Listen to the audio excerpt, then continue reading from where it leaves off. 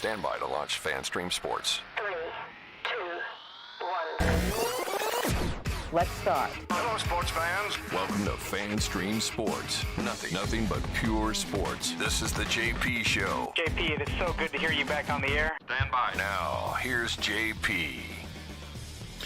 All right, welcome into a Football Friday here on the JP Peterson Show. We got a great show for you coming up. We'll talk some hockey as well as the Bolts get a big win last night. So I was out at Amalie Arena, raucous crowd last night for the Vancouver Canucks. Not as raucous as it's going to be Saturday night for the Maple Loafs, who will be jumping in here with all their fans. Can't wait to see all the Toronto fans. Yay. Hopefully not too many, but probably a few. Welcome into the show. Say good morning to you, Nick Geddes from On3 Sports. How are you, my friend? I'm doing great. I am jacked up on a Friday because we got the Bucs and the Falcons, important NFC South on Sunday. Huge game. And then tomorrow morning, waking up bright and early, and me and Casey are making the trip to Tallahassee for FSU and Duke. Nice. So very excited for that, which I don't know if you know this. Casey's a Duke fan.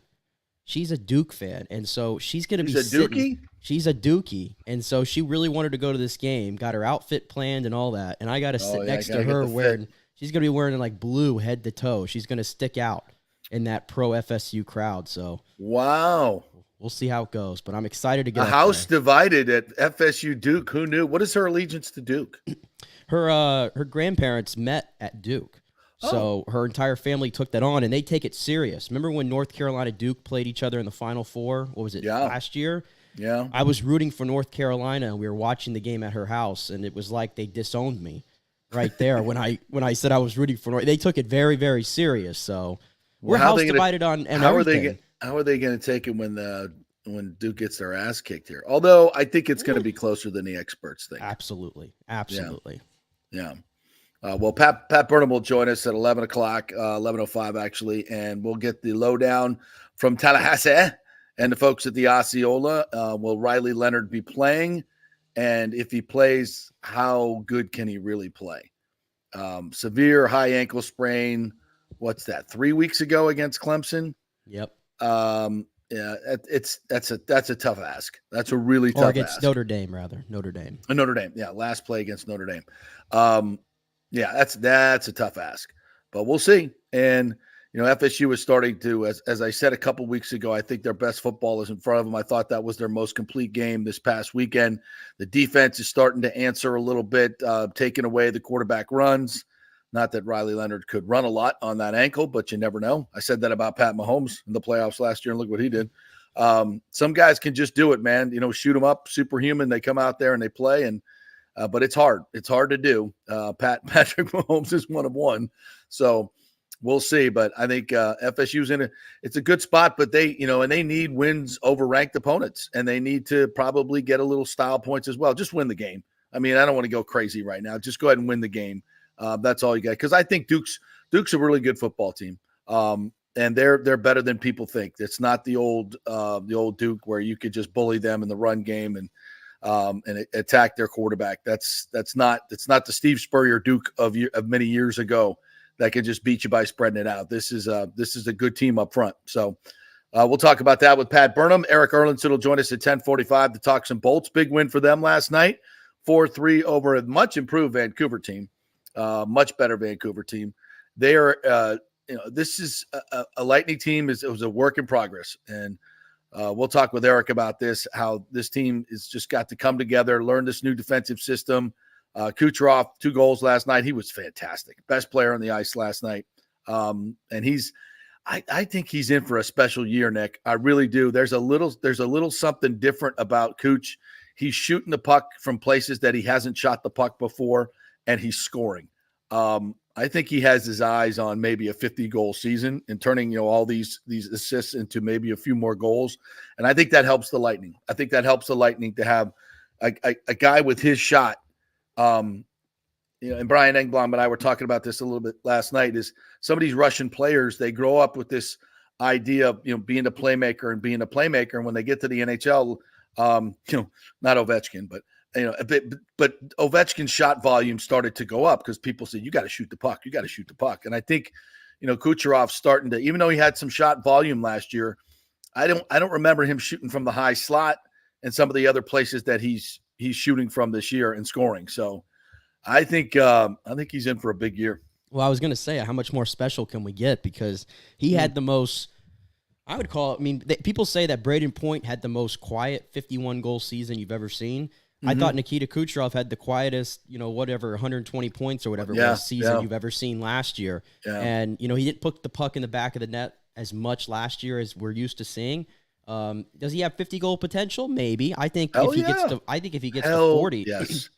I think even getting to 40 like he's done before would be a big thing, and I think they need it because at least right now through 5 games, they're not really getting, I think, much secondary scoring. I mean, it was good to see Mikey Eyssimont. He had a nice snipe yesterday. I thought that was the goal. God. I thought that was the goal of the game, to be honest with you. Yeah. So that was good to see, but I think those third I think Demko didn't think he had that in him either, and I was like, whoa. Yeah, I think that shocked him a little hello. bit. Yeah. But I think we've been watching Mikey Eyssimont now for, the last quarter of last season and this season. He's got a lot more in him. I think he's got 15, 20 goal potential in him, especially if he's going to play on that second line that I think he's on right now. That wicked Rista.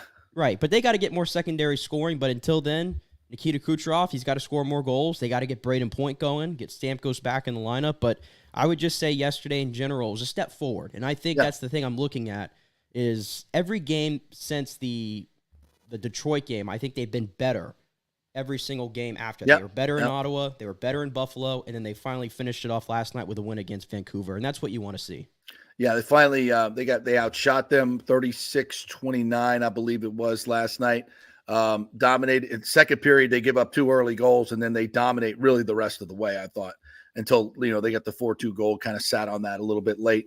But Johansson was good too. I thought he made some really key saves last night. He's been good enough for them to win. I think every game he's played, I'm not putting any losses on him with soft goals. He was good last night. Power play was good last night. Nick Paul, I was talking to Andrechuk last night and Paul Kennedy. I was like, that number 20 out there looks like a young Dave Andrechuk in front of that net in that power play. He's got good hands, and man, he's a big boy, and he knows how to throw his weight around. And last night, greasy goals. Every single goal he scores. He cleaned one up last night, but his assist on the power play was my favorite, where he got a good shot, good scoring chance in front, and the rebound goes to the wall. He skates over and just punks 2 Canucks, leaves them on the ice, takes the puck away, says, "Give me that," and he comes skating back in and flips it over right on Kucherov's tape and bang right in the back of the net. I was like, "Damn, Nicky Paul, step up." That was just I'm gonna will us to a goal right here and get the lead, and yes, they did. That was spectacular. So he's got 3 power play goals already. You got Hagel with 4. And I thought he played well last night on the forecheck. And I said this to Brian last night. I think this team is going to be better at the end of the season than the Lightning were at the end of last season. And they were a good hockey team at the end of last season. The Toronto thing is what it is. You lose 3 overtime games at home. I thought they were the better team in that series. The Lightning had a chance to win the cup again last year. No question in my mind. I think this team can be better. I think it has more scoring potential. I think it's faster. I think it can have better puck management. I think it can be better defensively than last year just because of their speed and more size. I just think that when Vasi gets back, I think overall this team has potential to be better than last year. And does that mean they're good enough to win a cup? I don't know, but I think it puts them in the top 6. Yeah, I think anybody that's writing off the Lightning, they were already doing it after 4 games. They were like, they're 1-2-1, and they're imploding without Vasilevsky, and it's like, oh my God, stop. If you watch the games play, I mean, I think that's the thing that frustrated me at least the first 4 games when they got off to that 1-2-1 start was it had nothing to do with Jonas Johansson or Matt Tompkins and net. It really didn't. I didn't even think the Lightning were really giving those guys a chance on some of these goals. Like you said, maybe there's 1 goal or 2 goals this season you could pick out where it's like, yeah, Vasilevsky probably stops that one. But I think I'll take that because that's going to happen to every goalie in this league. I mean, they just got to be better in their own zone. They've gotten burned a little bit. Unluckiness on some line changes some bad line changes have turned into goals in the back of their net. Just some missed assignments defensively. I mean, it's a new defensive system. It's going to take time. That's why there's 82 games. Okay, so we're not gonna just burn everything down after 5. The Lightning, I think they're going to be a playoff team. Whether they're a Stanley Cup team, I think that's still to be determined. But, I think absolutely. You don't want to peak. You don't want to be like Boston. You don't want to peak in October, November, December. We saw what happened to them last year. Yep. You want to peak later on in the season. So, like I said, I think they've got incrementally better every single game going forward. And now you get the big test on Saturday night with Toronto. So they're going to be warmed up for that one with a big-time opponent coming in. So I expect them to play their best game of the season in that one. Yeah, I agree with you. It's going to be a good show on Saturday night. If you don't have your tickets, get them now. By the way, Lightning tickets available, single game Lightning tickets available. There's a lot of opportunity out there. I think the economy's probably hit the season ticket market a little bit. So I think there's more. If you're one of those folks who's like, I can't afford to go to a Lightning game, you can now. You can. And by the way, they still have, I think, $20 standing room only tickets. You can walk up and get almost every night. And if you get there early, you can get a nice little lower level perch in some of those areas. Not a bad way to watch hockey. So head on out. We'll hear from John Cooper here a little bit later on because I want to get into the Bucs. You know what? Actually, let's just go ahead and play Coop. Let's play Coop now. We'll do I said we got to get to the Bucs early because people want to hear about it. It's a huge game. We're going to get to it. We're going to break it down a lot of different ways. You're going to hear from Dave Canales, by the way, who his press conferences now are just like must listen. So we'll get to that in just a second. But let's listen into Coop last night. I thought he had some interesting stuff to say. Here we go.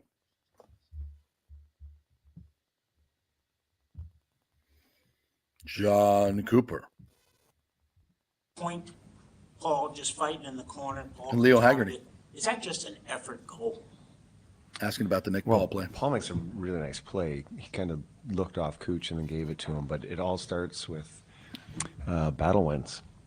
And you got to win your battles. And I thought, the times we were stuck in our end, if, you weren't winning battles. And when you do win your battles, good things happen.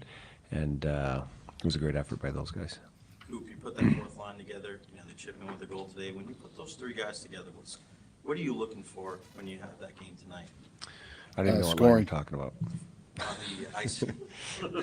It's my blending. Yeah, they were. Was a great shot by AC, but that was. It all starts. 200 feet from our net. Make a great play coming out. Cheers. Nice pass and Icy finished it, but big goal for us because we after that tough shift we had to open the period, we gave up 2. We just felt stale, and I thought Icy's goal was kind of gave us that life we needed, and then I think Cooch took over after that. Was winning the battles the biggest thing that changed the kind of the script for you in the second period? Or was there more to it? We actually had a pretty good period, like possession-wise and stuff like that. It was just that, you give up 2 and, within whatever, it felt like a minute real time, and all of a sudden you go from the lead, you don't have it any longer. And it took us, I don't want to say we were getting frustrated, but, we hadn't turned the page on what had happened. And like I said, Icemont's goal was a big one for us. But we were, you could see we were coming. And then, like I said, after that, I thought, Cooch was huge for us, getting that third one and then also the fourth one. John, how'd you feel the defensive effort tonight? A lot of blocked shots. Yeah, again, I think for the most part, that's probably been the best part of our game is we've played D fairly well, and then the goalie makes the saves he has to. We've put him in some tough spots. Like that second one, we just, it's a tough turnover. And you come right down Broadway, those are tough ones to stop. And they got a 6-on-5 goal, which was a bit of an unlucky break. It kind of goes off Cherney's back and right to their guy. So you feel for the goalie, in a way, statistical. It's a tough one to give up just stat-wise for him, but he's the first one to tell you like he just wants to win games and he's been doing that. But for the most part, we've liked the way we've played without the puck. He seems pretty calm and Johansson. What's the biggest thing you say you've learned from him throughout this early part of the season? Well, I think he's starting to play some games now, and we're not seeing holes in his game. Like he's still giving us that just gives us a chance to win. And that's what you want from your goalie. And he can handle, playing every second night. So that's, so far, so that's been good to see.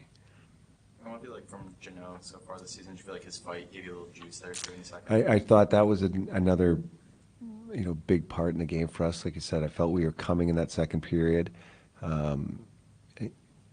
But, Janot's one of those guys that can turn a game like that. And there's, not a lot of guys that'll, look that guy in the eye.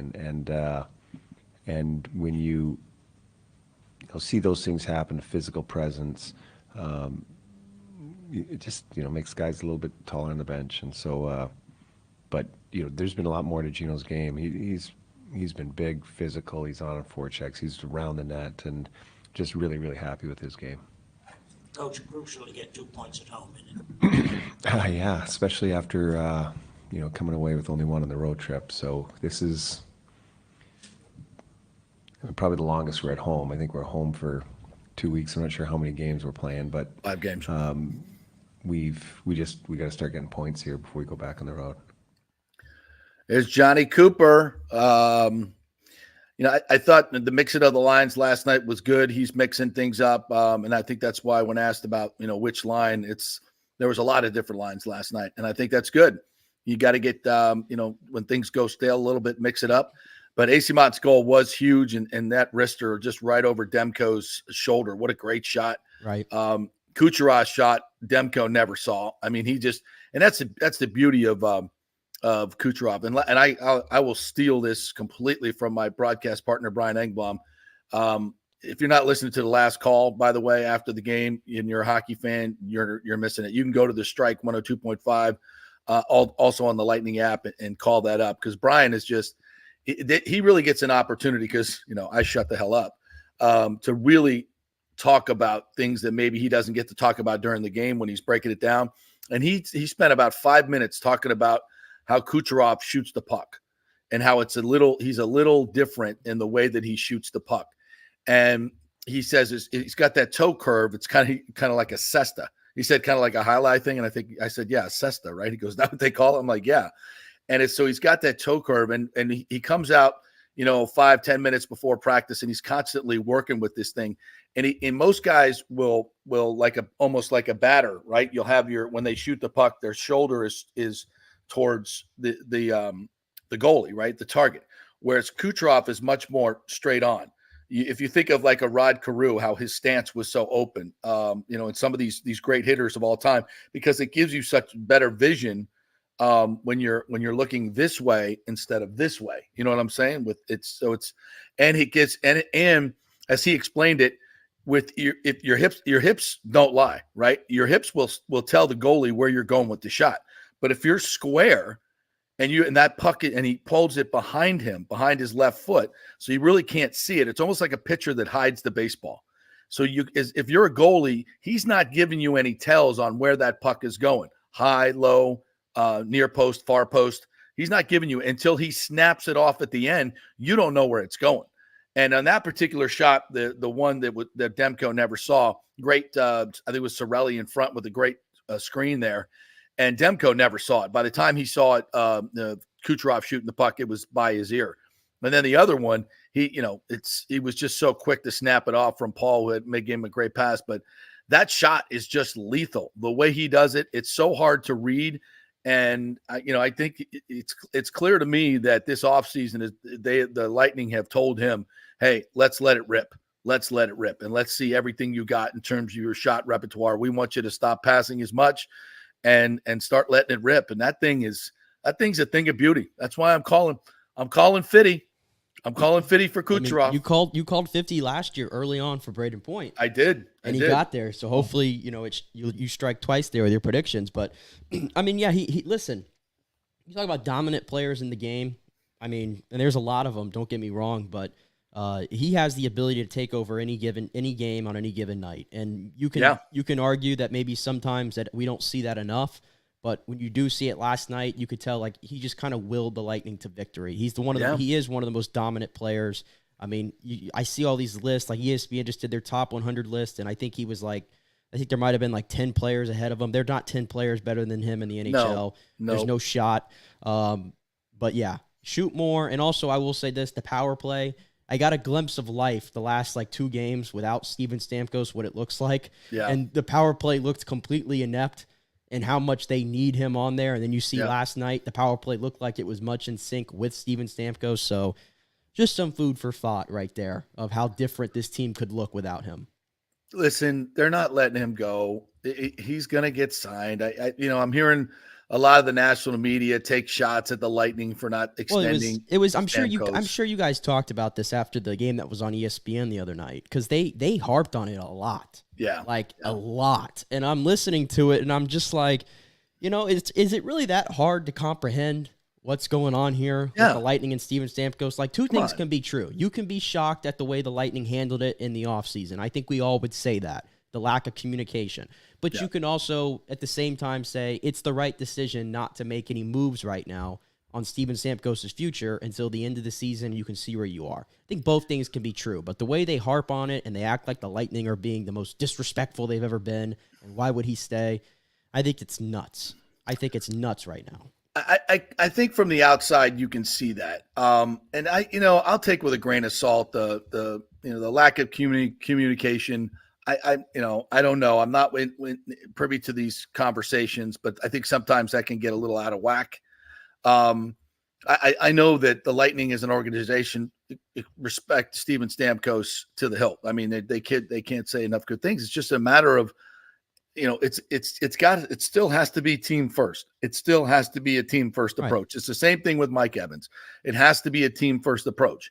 And I love what you said, that both things can be true about that, because you got to get more information with Evans and with Stamkos. How much is the salary cap going up next year for the NFL and the NHL? There may be some decisions on other players that the Lightning have to make or are not going to make.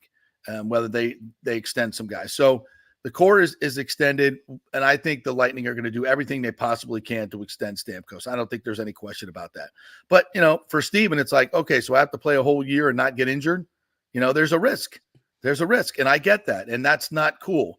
But it's part of the business. It's part of the business, and I think, when players get to this age, you can make mistakes in contracts. And I think we've seen a lot of them around the league where, teams, I don't want to say too much, Sidney Crosby, where you extend guys with tons and tons of money. Well, that's what my point was going to be. It's like, I was saying this, in the summer when we were talking about the Stamkos thing, you don't want to become what Pittsburgh are right now.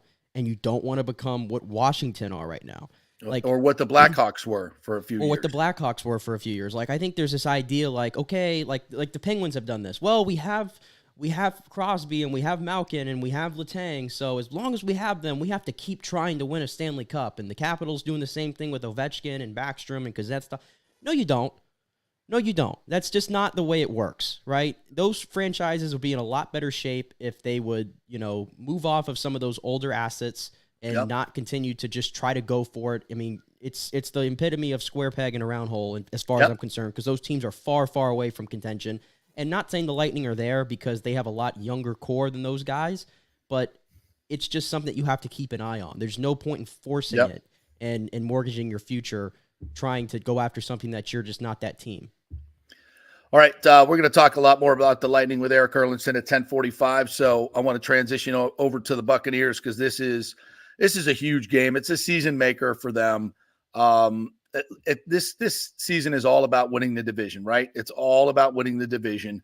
And every game, obviously, you only get 6 of them. So every game is key. They all count 2. So here come the Falcons. It's a home game. You got to win your home divisional games if you're going to win the division. No question about it. It's pivotal in terms of the juxtaposition in the season. 4-2 to 3-3 is a humongous deal here at this part of the season. You're healthy. Falcons are healthy. Have nobody on the injury report. You got the game at home. You're coming off a loss. Their quarterback is struggling. You got to get them. You got to get them. This is as much a must win as you can possibly have in this, because you got to go to Buffalo on a Thursday, And even though Buffalo is not as good maybe as we thought they were, that's still going to be a very, very difficult game to win. So you lose this, go to 3-3, and now have lost 2 in a row, and then go to Buffalo and lose 3 in a row, and then you got 10 days to think about it. I mean, the narrative at that point is just like, okay, this team is trash. What are we doing? And if Baker doesn't play well in these next 2 games, it's going to be, okay, are we going to Kyle Trask in the mini bye? I mean, the narrative for this team can change dramatically. And I mean dramatically. And that's how important this game is. And you want to see Baker Mayfield especially, and I don't want to put it all on him, but he's the quarterback, touches the ball every play. He's got to be better. He knows that. He's the first one that said it when he walked into the post-game press conference. I sucked. We sucked. Thank you. Yeah, I agree. No hiding it, but fine. Go get it. And Dave Canales said yesterday, and we'll hear a little bit from Dave this morning, love his press conferences, by the way, that he was, getting goosebumps or giddy about how the guys were taking ownership of this offense yesterday. They were in practice like saying, hey, we got to do this. We got to do this. These things, this works off of this. This works off. So there was a coming together and an understanding of exactly the concepts that he's trying to, get through to these guys and teach them. It takes time, right? It takes time. So I think he understands that once they understand what everybody else is doing, right? And everybody knows what everybody and why everything works together, it just, it comes together in a way that everybody's rowing in the same direction. It becomes not just reading your playbook and knowing your assignment, but everybody rowing the boat in the right direction in unison. If you've ever seen a dragon boat or a scull and one of the rowers is off, it's just, the boat's going here, it's going there, and nobody, and it's complete chaos. Right. And that's just with one guy not in sync. And that's kind of like what an offense is, especially when you're learning it. And if you get everybody in sync, rowing in the right direction, now you're going. And, Canales kind of talked a little bit about that among other things. But this is a huge game for them. And, I think defensively, they've got to play they've got to play aggressively. I thought they were a little timid against the Lions, to be quite honest. The defensive backs were not jumping routes. I would like to see a lot more D. Delaney this week, and I think it's time. For the Buccaneers to start looking at some personnel changes, and I would start at left guard, maybe even right guard. You want to win games. I would like to see Nick Everett and maybe Aaron Stinney, because those interior guys, I don't think there's a replacement for the center right now in Hainsey. Nick Everett backs him up, but the guards aren't getting it done in the run game. The 2 tackles are playing well. The guards aren't getting it done. I don't think you can really change the center at this point. And I would look at some, I don't know if Ryan Neal played a terrible game last week, and D. Delaney's been good every time he's been in there. I would start looking at getting D. Delaney a little bit more time. Zion McCullum, guys that are stepping up. Kalijah Cansey's obviously going to get a lot more reps. And Yaya Diaby, to me, needs to get a lot more reps than JTS. I think it's time.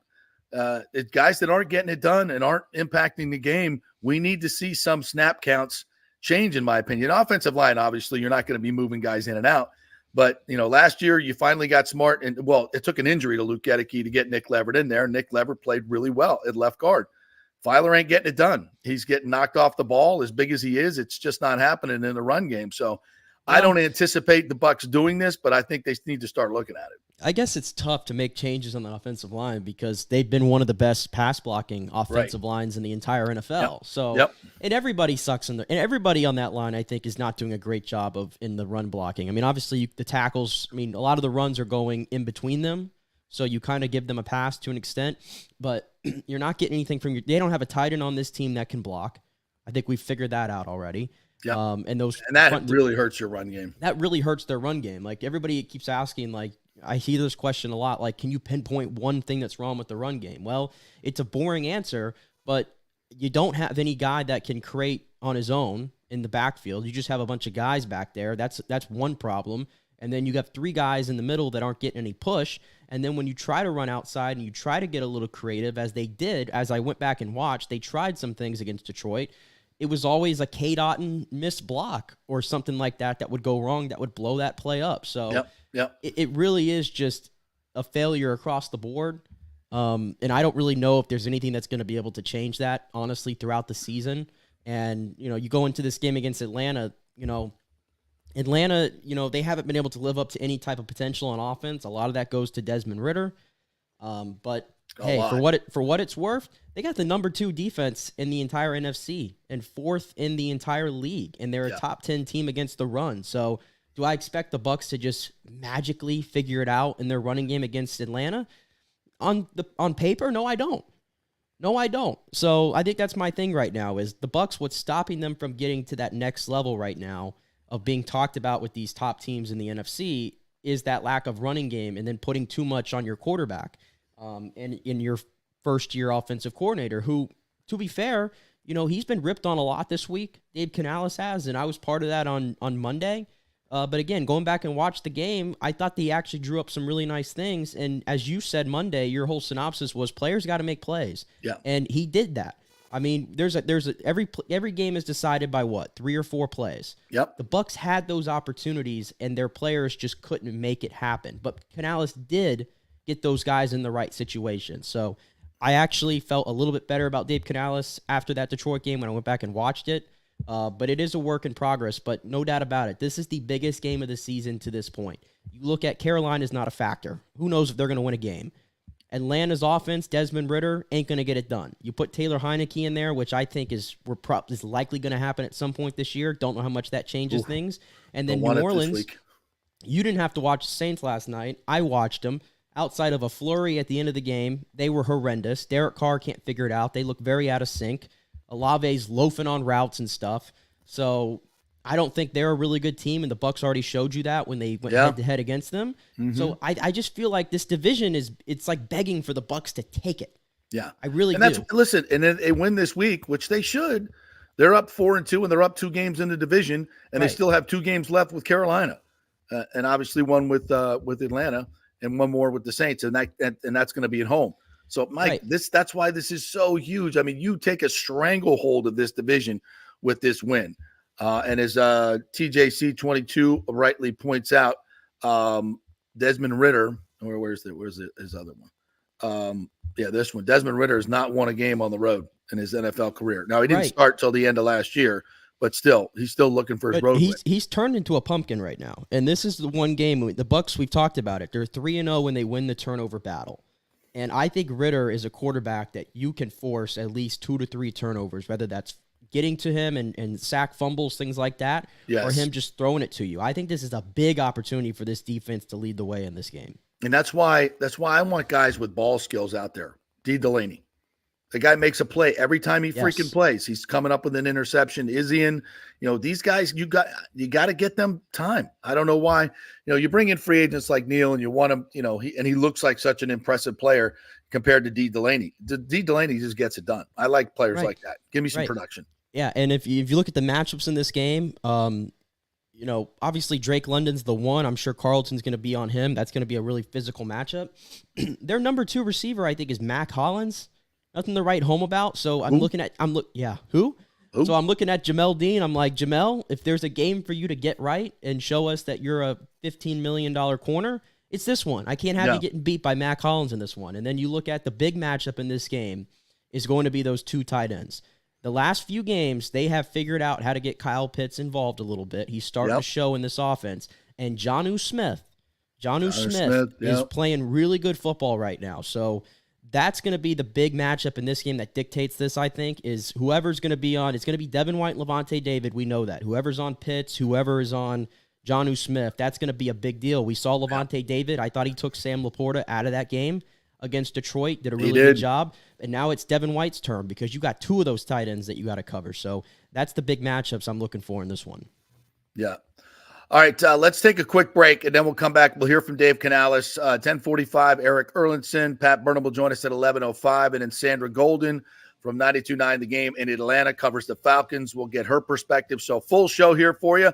We're brought to you by the Jeeves Law Group, JEEVES lawgroup.com. If you've been involved in an accident or totaled your car, give them a call and see if you got the right settlement. It's JEEVES lawgroup.com. They do a lot of different things. You've got any legal issues whatsoever, give Scott Jeeves a call. You've heard him on our show. Great dude, big Gator fan, very approachable man, and he will fight for you guys. JEEVES lawgroup.com. And Bay Area Modern Medical Center, get your testosterone right, get your nutrition right, get your immune system right, and they do it the modern way at Bay Area Modern Medical Center, BAMMC.com.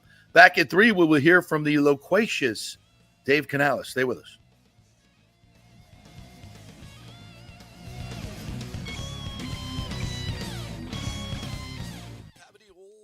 Sitting around the house? Well, the Golden Diamond Source will purchase a variety of different types of coins and bullion.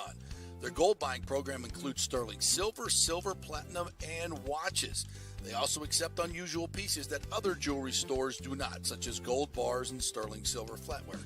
The list of items they do accept is far more extensive than those they don't, so check it out. While you're there, you can check out the largest collection of any family-owned jewelry store in the country, especially with summer coming to an end. The holidays are right around the corner. Never too early to start your holiday shopping, especially if you're planning on getting engaged or have any birthdays or anniversaries coming up. Come on in and find out what buying jewelry should be like with an expert staff of gold and diamond jewelry enthusiasts.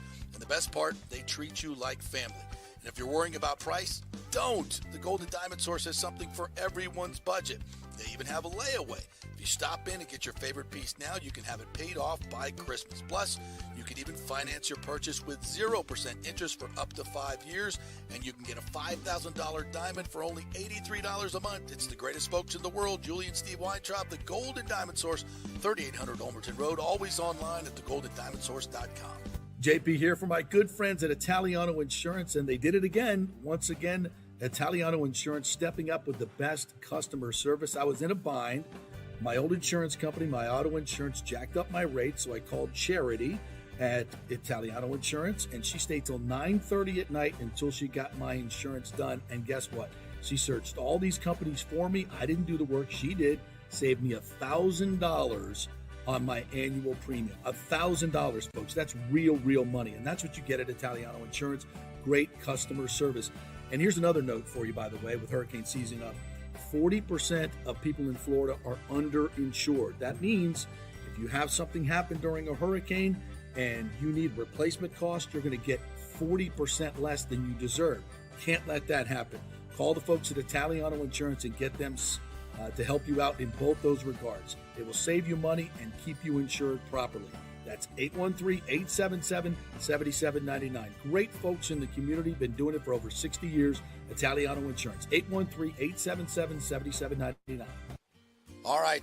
Well, Fitz the mortgage guy did it again. A listener heard his ad, was going to another big bank, but called Scott Fitzgerald at American Mortgage Services of Tampa, and Fitz saved him $618 on his monthly payment. Are you kidding me? Folks, that's big money. Rates are going up, they're going down, they're going all over the place. Scott will shop your loan and save you lender fees and get the best rates. Email him, scott@amstampa.com, or call 813-294-7595. That's Fitz the mortgage guy.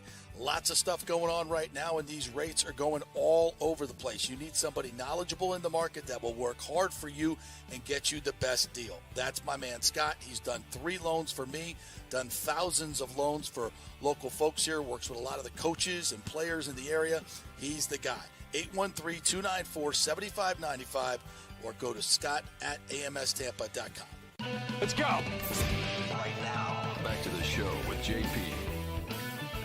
All right, welcome back to the JP Peterson Show as we roll in here on a Football Friday. Erik Erlendsson coming up at 10:45. We'll talk some more Bolts, and we'll get into some college football with Pat Burnham at 11:05 as FSU welcomes in 16th ranked Duke. That's crazy to think. It's Duke and FSU to determine who's going to go to the ACC championship game. So, college football parity is here.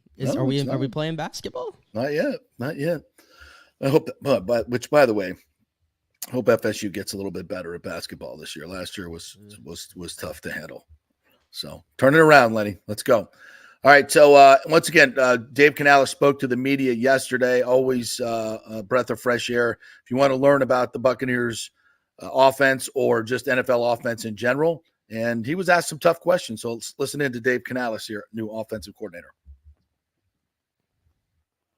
What we got? What we got, guys? This is maybe a stupid question, so bear with me. No such thing. No, this was maybe dumb. We know your attention is 100% on the Falcons, but with a short week and having to go to Buffalo, is somebody in the organization starting to cut up film so you can get out of Sunday night? Yeah, definitely the young guys. So, the guys who are doing our film breakdown, just some of the prep stuff so that we can walk in Monday, and some of the guys are going to work a little bit Sunday night, just so we're all ready to go. We don't have the luxury of that full Monday. So the guys have been grinding. I remember being in that role, the challenge is get that work done. And then when Saturday comes, okay, now what coverages are we looking at again today? Because I rely on those guys upstairs for a lot of information. So being able to do that, but flush it out. And of course, for me and the rest of the staff, we're just focused on this week. It's easy to say, if you hit a couple of those deep shots, yeah, the ball's not batted down, those are plays you dial up. It's a different outcome, or at least a different day, right? Yeah. But that didn't happen. So you ended up with 6 points. Yeah. And you're 18 points a game.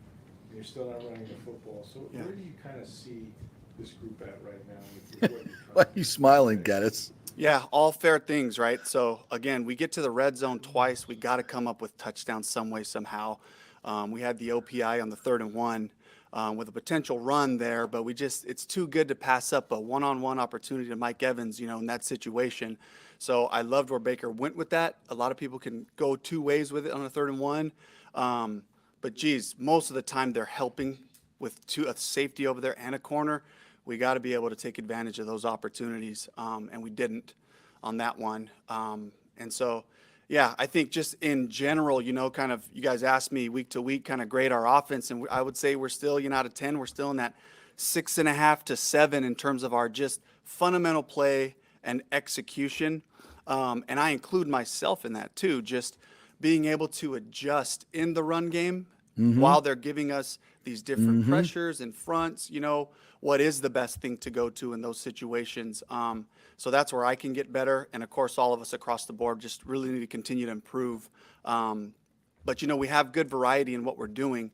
That puts a strain on our guys. That puts a strain on us as coaches. It puts a strain on our guys. What are we preparing for?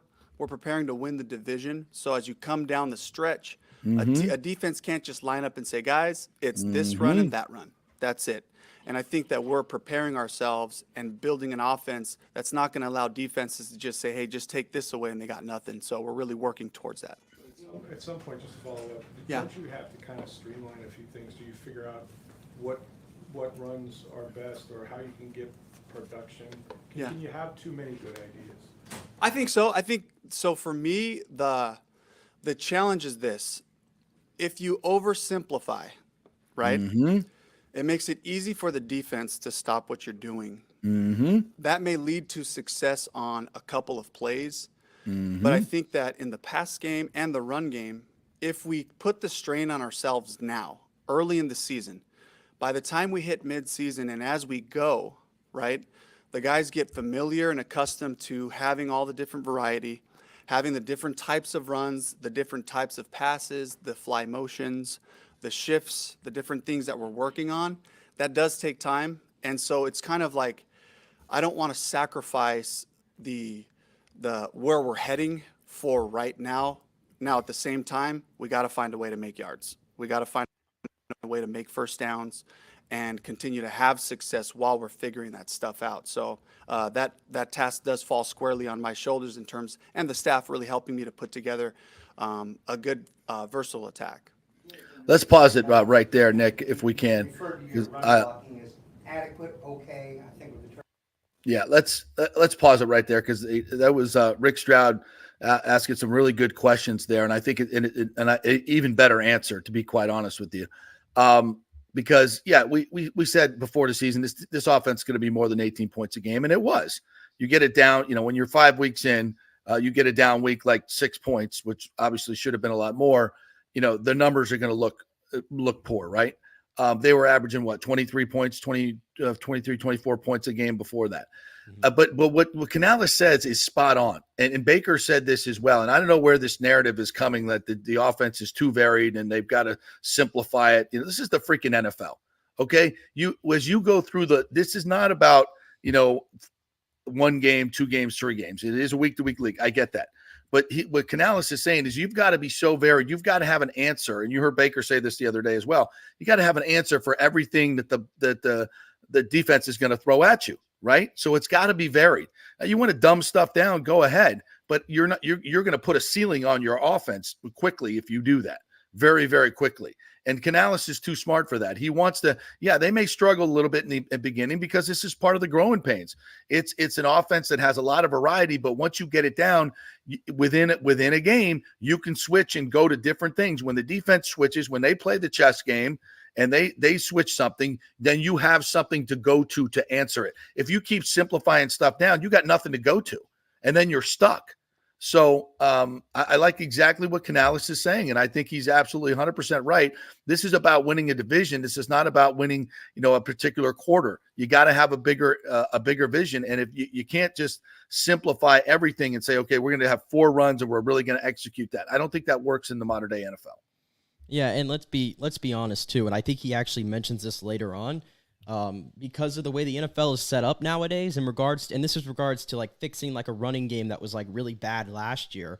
Like you can't have any physicality in practice. You only get so many reps. So when you get into the game, that's kind of like the only time that you have to like test things out and to see if things are going to work on the field like they do in your head or they do on your sheet. So in regards to the running game, that could be another thing too. It's like, I know we're a third of the way through the season. It's crazy. It's only been, 6 games, but we are a third through the season, so they're going to have to figure it out sooner rather than later. But a lot of this is kind of like testing ground for these new concepts that he's trying to bring. So, maybe there needs to be some patience there in that part of it. Of course there does, But again, scoring is down across the league because of all those things. You can't practice anymore, and I think that really affects the offense in a lot of different ways. All right, let's switch gears and talk a little hockey as we bring in the Lightning insider, Erik Erlendsson, joining us now. Double E's, thanks for jumping on with us. Big game last night, big win for this team, and I thought their most complete win of the year so far. A lot of different elements pitching in. What did you like about last night's game? I liked how they didn't get rattled, giving up 2 goals in 62 seconds to open the second period. And a 1-0 lead gets flipped to a 2-1 deficit really fast, and it can stun you. And it didn't stun them. And a lot of new faces on this team this year. There's, I think, 11 of the players that dressed for them opening night was not on the roster opening night last year. So that includes a Nick Perbix and Darren Radish. But I think that gives you the idea that this is still a pretty mature team. There's still a experienced championship core there, and they didn't let that game get away from them, especially when basically the 2 goals were by mistakes from one of your core defensemen, right? And they didn't let it rattle them. So that's what I like the most about it, that gives you the idea that they're in the fight. And the 6-on-5 situation, I thought Jonas Johansson was terrific to keep that game, to make sure Vancouver didn't get a second one. And it's funny, we thought we'd be talking a lot about the goaltending for the wrong reasons, and both guys have been pretty good through 5 games. Yeah, and we talk about last year Nick Paul. It didn't seem like he got many of the breaks to go his way, not the goal scoring, at least in the second half, that we wanted from him. But this year on that power play unit, kind of replacing Killorn, he's got 3 goals already, and they've all kind of been of that greasy type in front of the net. I mean, does he kind of? And JP just brought it up. He was talking to Dave Andrechuk yesterday at the game. I mean, doesn't he kind of remind you of 25 in there a little bit on that power play and what he brings? In cleaning up the garbage, absolutely. He's a different player than Andy was, for sure. Andy was so good with that long reach that he had and getting to loose pucks in front. But Nick is kind of showing an awareness that, we weren't sure that he had. And that's not saying he's not, worthy of this position. But he's really jumped into that spot with both feet, and he's been terrific. I mean, he's doing exactly what they need him to do. He's retrieving pucks.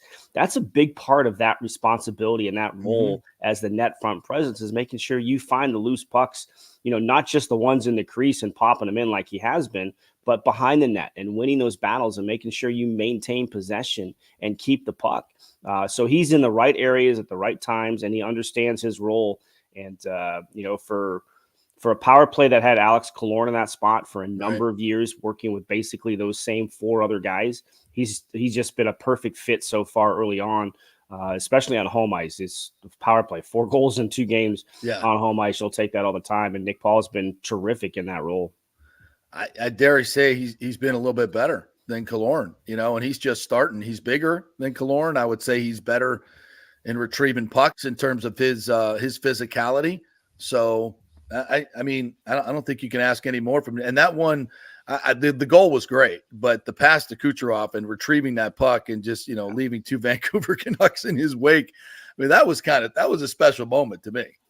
Yeah, and look, he's made a couple of plays like that where I think back to the last preseason game against Florida, and him going through his reads. Right, you talk about quarterbacks going through reads. Nick Paul went through his reads. Right, he had the puck down low, and he had 3 options. He could wrap it around, try and take the stuff play. He had point in the bumper spot, and he had Stamkos at the circle, and he went through the reads. And as soon as the defenseman came over and tried to take point away, the seam opened up. I mean, you talk about understanding what it is you're looking for. And then, the play last night, and to listen to him talk about it too. I love sometimes getting insights from the players when they talk about, well, I knew the D was here. I was over here. I knew I had Kucherov over there. I had point. Like, the amount of time that these guys process that type of information is incredible to me. Yeah. And he had it, and he knew it. He knew exactly what he was going to do. And as soon as the D-man made a move, he knew what he was doing. So it's you get a little bit of a piece of the hockey IQ of some of these players, and he's been really good so far. And it's only 5 games, but Braden Point has yet to get on the score sheet. There's a couple games there where he didn't really get many shots on target either. What are you seeing with his game right now? It's coming. We haven't seen him utilize his speed. Like, he hasn't had the opportunity to find the puck in transition and open up the game for him the way that he can with his speed, which is a big part of why he hit 50 goals last season. He was robbed a couple of times in Buffalo. Devin Levi had his number in that game. He had a couple of fantastic looks in front. He wasn't able to finish. He is such a proud guy, though, that this is eating him alive, that he's 5 games in, and he did, especially when he sees Stamkos with a couple of goals and Kuch has 4. Yep. It's going to eat him up. Yeah. Nick Paul has 3. I mean, him sitting there with a goose egg so far through 5 games is not sitting well with him. And you just get the feeling that when that first one goes in for him, the floodgates are going to open a little bit. But like a lot of players on that road trip, he didn't have his game in his back pocket. And I think that's what has to come with him.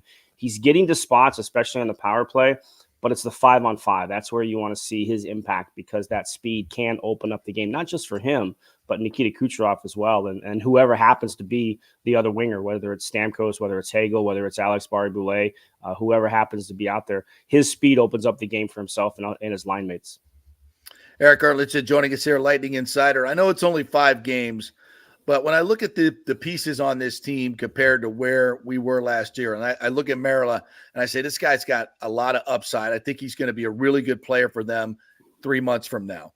I look at Shiri, I look at Dahan, and a lot of these new guys, Mikey Asimont last night with a big goal. It's something we haven't seen from him, that wicked Rista. These guys, I think, all have a ceiling to get to and have a lot better hockey in them. And as a group, somebody asked me, do you think this team could be better than last year's team?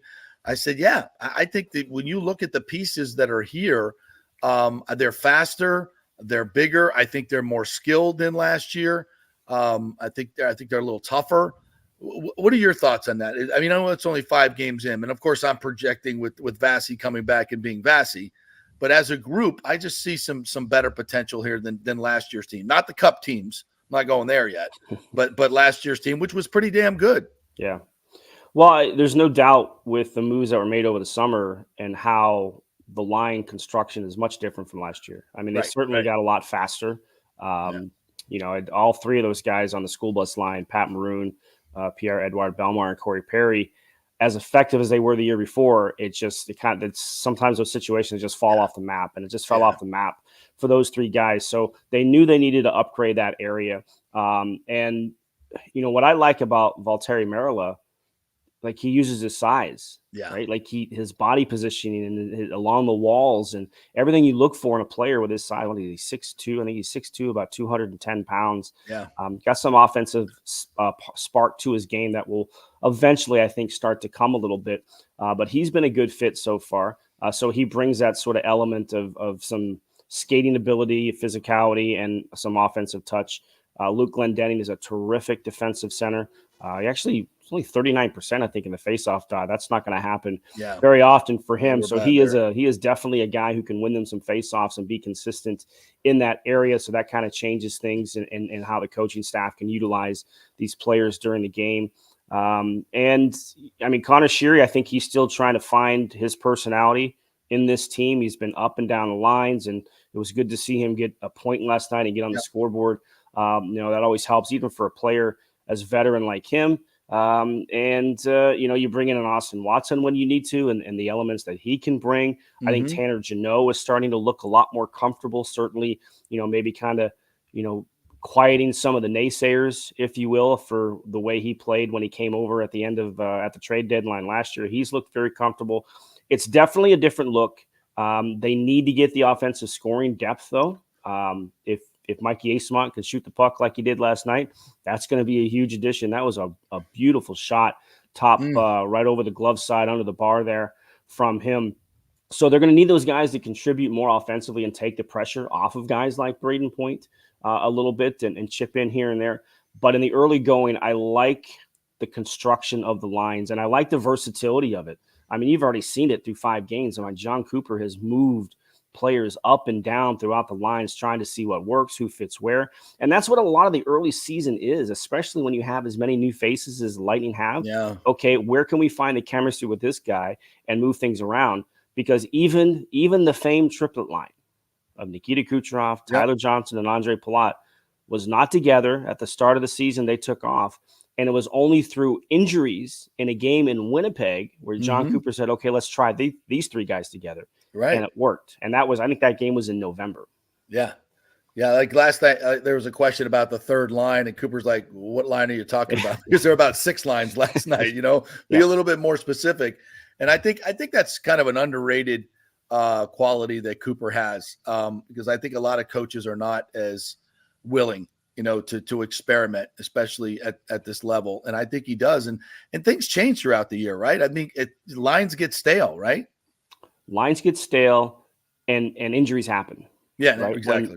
Again, going back to the triplet situation, they lost Brett Connolly in that game to injury, and there was one other forward I think they lost in that game. So they were down to 10 forwards in that game. So Coop just threw those guys together. But what it does is it plants seeds in your mind. Okay, I saw this in this game. Okay, how effective were they? If I have to go back to it, can they do it? And he's talked since the time he's been here about the ability to have everybody play with everybody, right? So that's why I think he does this a lot too, to make sure that if a situation does arise, there's a comfort level already there. You don't have to worry about how a player is going to think because they've been in the situation before. So I think that's a lot of how John Cooper approaches it. And it's hard to argue with the body of work through 10 years. That's for damn sure. And with regard to Steven Stamkos, he's had a good start to the season. We saw what the power play looked like those 2 games that he wasn't on it. Some struggles there, to say the least. But just specifically, I guess ESPN the other night, I'm sure you saw it, the dialogue that was going on. There was a lot about Steven Stamkos on that broadcast, whether it was from Subban, whether it was from Emily Kaplan, Callahan, all those guys there. But what did you make of that dialogue and what they had to say about that situation, whether he's being disrespected or stuff like that? I could see why that narrative would be there, because if you are Steven Stamkos and what you've meant to this franchise since before you were drafted, right? The whole Steven Stamkos marketing campaign before the draft in 2008, the under market value contract he took when he was a free agent and decided to stay, the face of the franchise. He's still a very productive player. Like, this is not a player who's dropping off the cliff, as he hits his early 30s, 90 points last year, 100 points the year before. And he probably looks around and sees Anthony Cirelli got an extension. Eric Chernak got an extension. Mikhail Mhm. Sergachev got the extension. This summer, Brandon Hagel got the extension. Nick Paul got the 7-year contract. I could see where you might feel that way if you're Steven Stamkos, and the fact that there hasn't Absolutely. been open discussions between the team and him, and Julian reiterating that he's not going to have those discussions till the end of the year. I could see if you're the player in this situation, hey, what about me? I've been loyal. I've been the face of this franchise for 13, 14 years. I've been a pillar of the success that everything is kind of revolved around. So I can understand why he would feel that way. And certainly the comments from PK on it, I think we're probably dead on from a player's perspective. So we'll see how this plays out. Julian keeps saying he wants to wait for more information. And obviously the salary cap, as we all know, plays into everything that the Lightning have to do with their roster moving forward. But I still just find it hard to think that Steven Stamkos won't be donning a Lightning jersey for his entire career. It's hard for me to fathom that. And of course, the other part of that equation is you're talking Steven Stamkos this year, you're talking Victor Hedman next year, because his contract is going to be up. And maybe that's part of the information that Julian, but I would really, really love to see those two guys finish their entire career with one franchise. It doesn't happen very often, but those two guys probably deserve that opportunity as much as anybody in this league. Yeah, and I would love to see the NHL and to some degree the NFL come up with some ways that they not circumvent the salary cap, but allow teams with players who are long tenured, like 8-10 years with a team, where you can go 20% over the cap to extend these particular players. And if ownership are willing to do it, they should be able to do it. They do it in other leagues. And I just think that that's something that would benefit the teams, would benefit the players. And I don't think there's an owner in his league, unless your name is, Stu Sternberg in another league, that wouldn't do that, and it just, it benefits everybody. Why not do that? Because that solves a lot of the problems. If you could hit 20% over, you could get, I think these deals would already be done, but that's just me. Yeah, it's an interesting situation, but I kind of agree with you on the Larry Bird rule, right? To be able to sign guys on your own team. Yeah. And there kind of is, because if you re-sign with your own team, you get 8. Free agency, it's only 7. So there's a little bit incentive for guys to stay with the team. But in these situations, nobody's going 8 years. With these players. No, they shouldn't anyway. Yeah, exactly. Yeah. But I think we both know how it would work. The owners can't stop themselves. So that 20% or whatever number it would be filled up, and then you'd be in the same situation, right? Yeah, probably. So it's just an extra 20% of space to work with that would be filled up, unless you have a really creative GM, which the Lightning certainly do have in Julian Brisebois. But yeah, there should be some sort of ability to be able to sign guys that you have drafted. Like, I don't know if you should, or guys that made their NHL debut with your franchise. I think that would be an interesting, caveat to kind of put in the CBA and reward players for their loyalty. Absolutely. All right, Double E's, tell everybody how they can get your content. Is the website back up, working? Website is up, man. It looks great. Let's go. New. It's the guy who built it for me, Lee. He's a miracle worker as far as I'm concerned, because not only did he build a very, very good website, he was able to seamlessly transition everybody from the old database to the new database. Done. Payments, everything is just a seamless transition over. So the website is up and active. There'll be some free stuff on there for some free reads, but everything else will be behind the content wall. $40 for a year, $4.99 a month for anybody that wants to sign up. Well worth it. I'm excited for this website. I think it looks great, so go check it out. All right, partner. Appreciate you. Thanks, Eric. We'll see you at the rink on Saturday for All right, Toronto. boys. Be well. It's going to be fun. All right, quick break. When we come back, we're talking some college football with Pat Burnham of the Osceola FSU hosting Duke. It's a huge weekend for recruiting as well for FSU, so we'll break it all down with you when we come back. We're going to be live at the patio tonight, 5 to 7 o'clock. Peter Blake will be joining me for a football happy hour. We'll have some special guests. We'll have some giveaways and, of course, $4 White Claws. Come on down and join us for happy hour. Jump on the fan mic.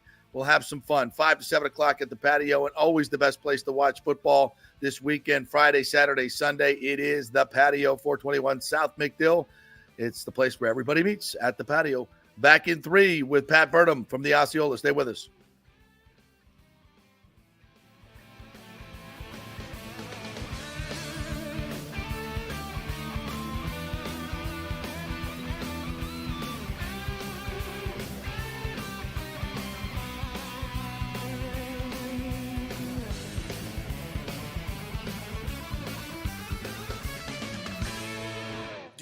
Old coins sitting around the house? Well, the Gold and Diamond Source will purchase a variety of different types of coins and bullion. Their gold buying program includes sterling silver, silver, platinum, and watches.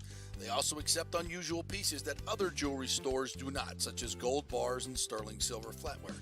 The list of items they do accept is far more extensive than those they don't, so check it out. While you're there, you can check out the largest collection of any family-owned jewelry store in the country, especially with summer coming to an end. The holidays are right around the corner. Never too early to start your holiday shopping, especially if you're planning on getting engaged or have any birthdays or anniversaries coming up. Come on in and find out what buying jewelry should be like with an expert staff of gold and diamond jewelry enthusiasts. And the best part, they treat you like family. And if you're worrying about price, don't. The Gold and Diamond Source has something for everyone's budget. They even have a layaway. If you stop in and get your favorite piece now, you can have it paid off by Christmas. Plus, you can even finance your purchase with 0% interest for up to 5 years, and you can get a $5,000 diamond for only $83 a month. It's the greatest folks in the world, Julie and Steve Weintraub, the Gold and Diamond Source, 3800 Olmerton Road, always online at thegoldendiamondsource.com. Hey guys, are you experiencing those feelings of getting older, lower sex drive, fatigue, hot flashes, moodiness, or you just don't feel like you had the vitality you once had? It's a chronic problem here in the United States. You're not just getting old, it's likely low testosterone. Studies over the last 20 years show a shocking decline in younger males aged 16 to 39. Older men have seen a sharp decline as well, so do something about it. Go see my friend Christopher Lugo at Bay Area Modern Medicine. Look, testosterone replacement is not a frivolous treatment. It takes a professional, targeted approach that focuses on total body wellness, vitality, and emotional stability, not a one-size-fits-all approach like many clinics use. They will monitor your blood work and adjust your treatment as needed for optimal results. Folks, I've been on testosterone therapy for over 6 years, and it is a life changer. You will feel and look better than you did 10 years ago. Give them a call at 844-977-3477 or go to BAMMC.com. Tell them JP sent you for priority scheduling. That's 844-977-3477 or BAMMC.com. JP here for the Jeeves Law Group, Jeeves. Call for a free case evaluation, 888-9-JEEVES. That's 888-9-JEEVES. We're local, we're trusted. The law firm brings over 80 years of combined legal experience focusing on clients in Tampa Bay, the state of Florida, and national class action cases. If you're injured, get that free case evaluation, no cost to you. The Jeeves Law Group's focus is on auto, truck, and motorcycle accidents, as well as class action and consumer protection law. Scott Jeeves is a board-certified civil trial lawyer and a certified circuit court mediator practicing in the Tampa Bay area for over 30 years. You hear him on the show all the time. Great guy, big Gator fan, and great for the community. The Jeeves Law Group is a highly skilled team with years of experience that will apply their skills, expertise, and knowledge to assist individuals who have been in an accident with compensation for damages, lost wages, medical expenses, pain and suffering, and property damage. Get that free case evaluation, 888-9-JEEVES. That's 888-9-JEEVES. Coming back at you. Now, more with JP on FanStream Sports. It's only just begun. All right, welcome back to Football Friday as we're going to dive into a little college football. The biggest game of the weekend here in the state of Florida certainly is not Miami and Clemson. That will be on the ACC network. Taking center stage on ABC will be Florida State, ranked 4th against 16th ranked Duke, who comes in with a pretty damn good defense, giving up just 10 points a game. We turn to our good friend Pat Burnham at the Osceola, who has played, coached, administered college football, done it all.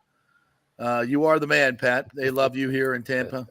When's Pat coming on the show? They ask me all the time. I'm like, every Friday, 11 o'clock, baby. What's up? How are you? Well, first of all, I feel bad for your people. They're waiting all week for me, but I do appreciate y'all. They love you, man. And by the way, you guys are in mid-season form on your hockey coverage. Y'all have actually made me, each year we've done this, y'all have actually made me a hockey fan. We're actually paying attention to hockey now. Cool. Well, come on down to a game, man. Don't really understand the rules. I understand that some of the best scenery in all of professional sports is in the stands at hockey games. I do remember that because I used to go to one or two games a year down there. But listen, you guys are in mid-season form. Hey, you remember the Tallahassee Tiger Sharks? I do remember. How about that? I used to go to those games. East Coast Hockey League, ECHL. Yeah. And those were great games. They had a really big following.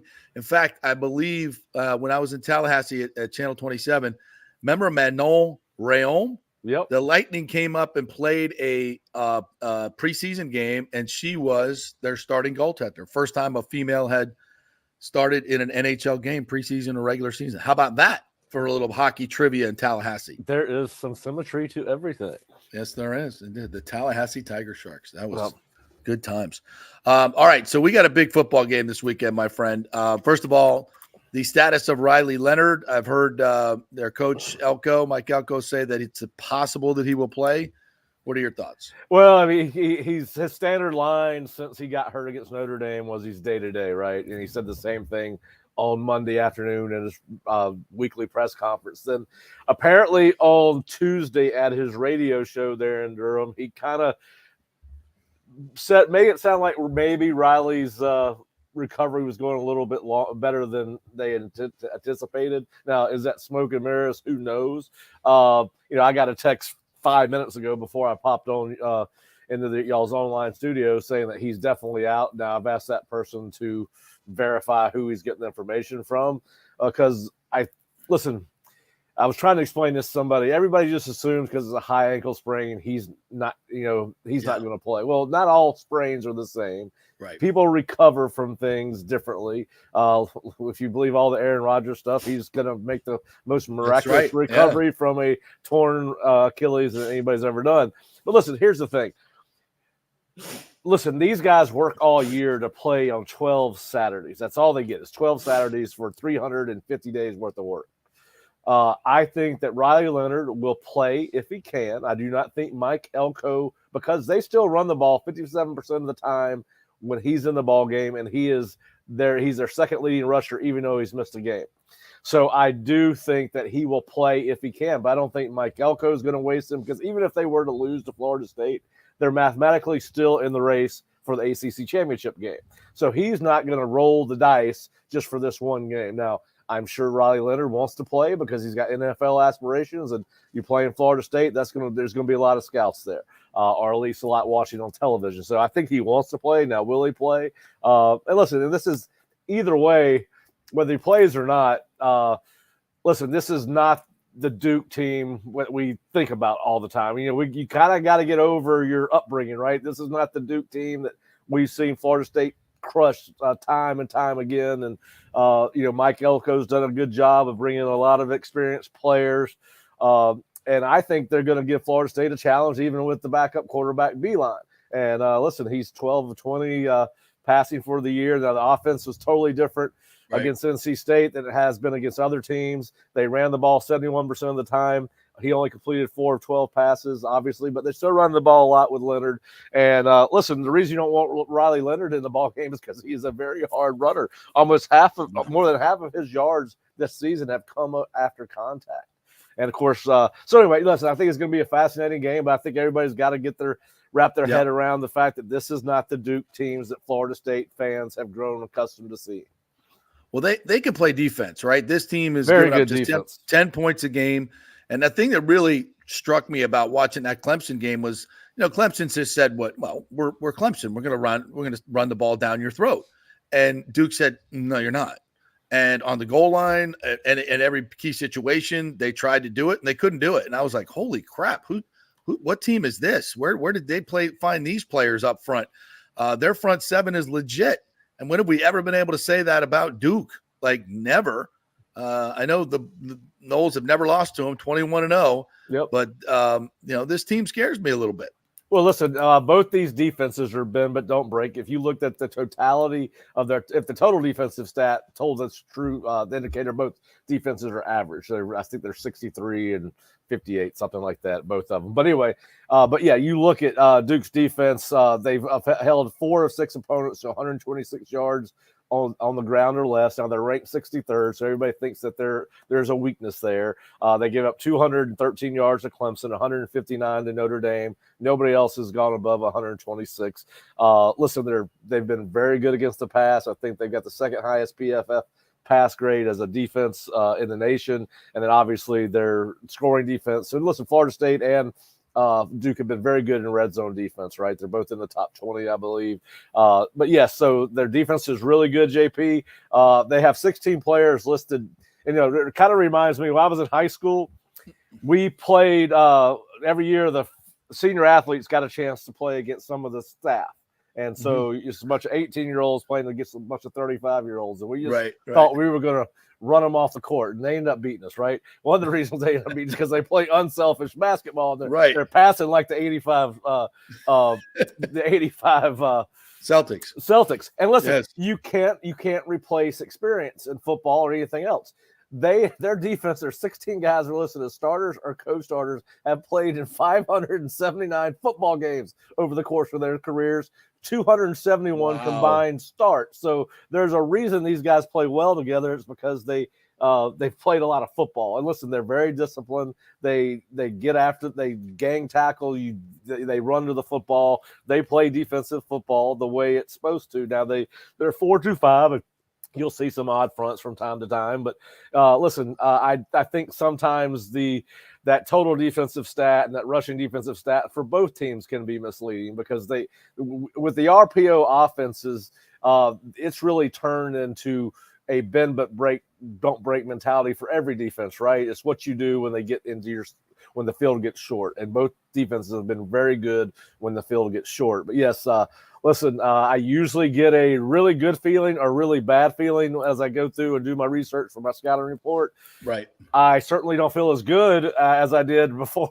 I've had to talk myself out of the fact that this is not the Fred Goldsmith teams that Florida State used to kick their butts when I was in college here. But listen, I do think it's going to be a much tighter game than most people are anticipating, with or without Riley Leonard. But certainly it's an important game for Florida State. Right now, it's the last ranked team on their schedule. So it's very big that they play well. If we're talking about as we get further down to the time when the College Football Committee starts being the only voting that matters, or the only poll that matters. But yeah, listen, it's going to be the one thing I think Florida State has an advantage, where if Henry Beeline is the quarterback for Duke, this is going to be his first road game.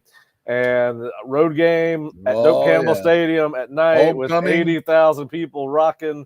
That could be a little intimidating and disconcerting when you got the war chant going all game, and everybody's had plenty of time to get juiced up for the experience. So I think home field advantage, particularly if Beeline starts, is a real thing for Florida State. But I think it's going to be a tight game. I even with Beeline, I think that that 13-point spread's probably in play. It's a lot. And listen, they're very good on defense. They're deeper than I thought as I got into my research on Duke. They're much deeper than I thought, particularly on defense. But listen, their running backs run hard. They get a lot of yards after contact.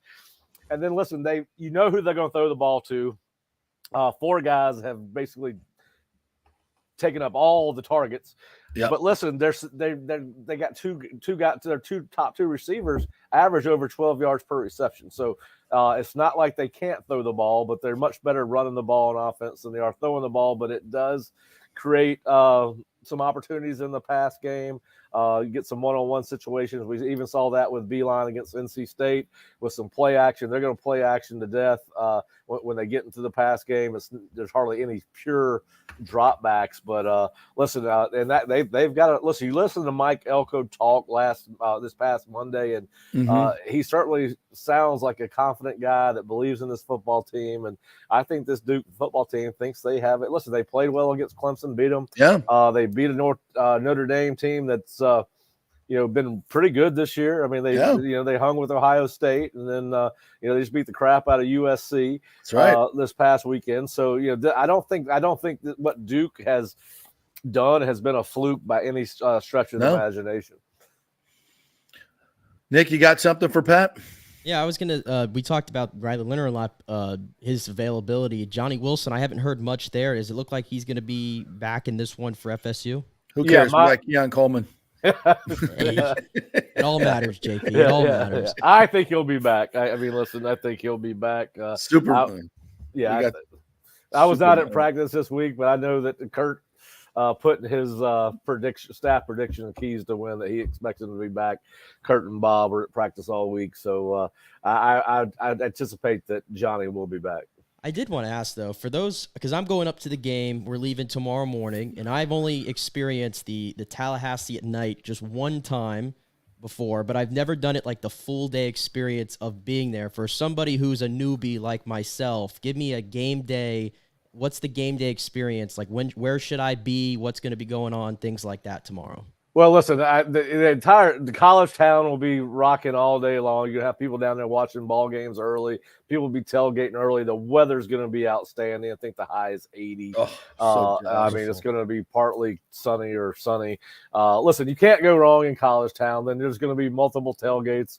If you could find the Johnny McBooster tailgate, that's one of the best ones around that stadium. But and I'll stop by to say hello to those guys. But listen, you can't go wrong. I mean, it's going to be, it's a sold out game. As JP said, it's homecoming. But I think if you want to start somewhere, you start in College Town. And you're just off the edge of the stadium, and you just kind of work your way towards the stadium. But there's gonna be plenty to do. But College Town did not exist when I was in. That's right. So, and we didn't hit the Strip, which is Tennessee Street, till after the game. So it was always tailgating and house parties for me. Unfortunately, house parties. Yes. The little keg party. Yeah. Before you get down to the stadium. But yeah, so there's gonna be multiple tailgates. College Town's where you want to go. Go to Bowden's, the new restaurant that they just opened down in College Town.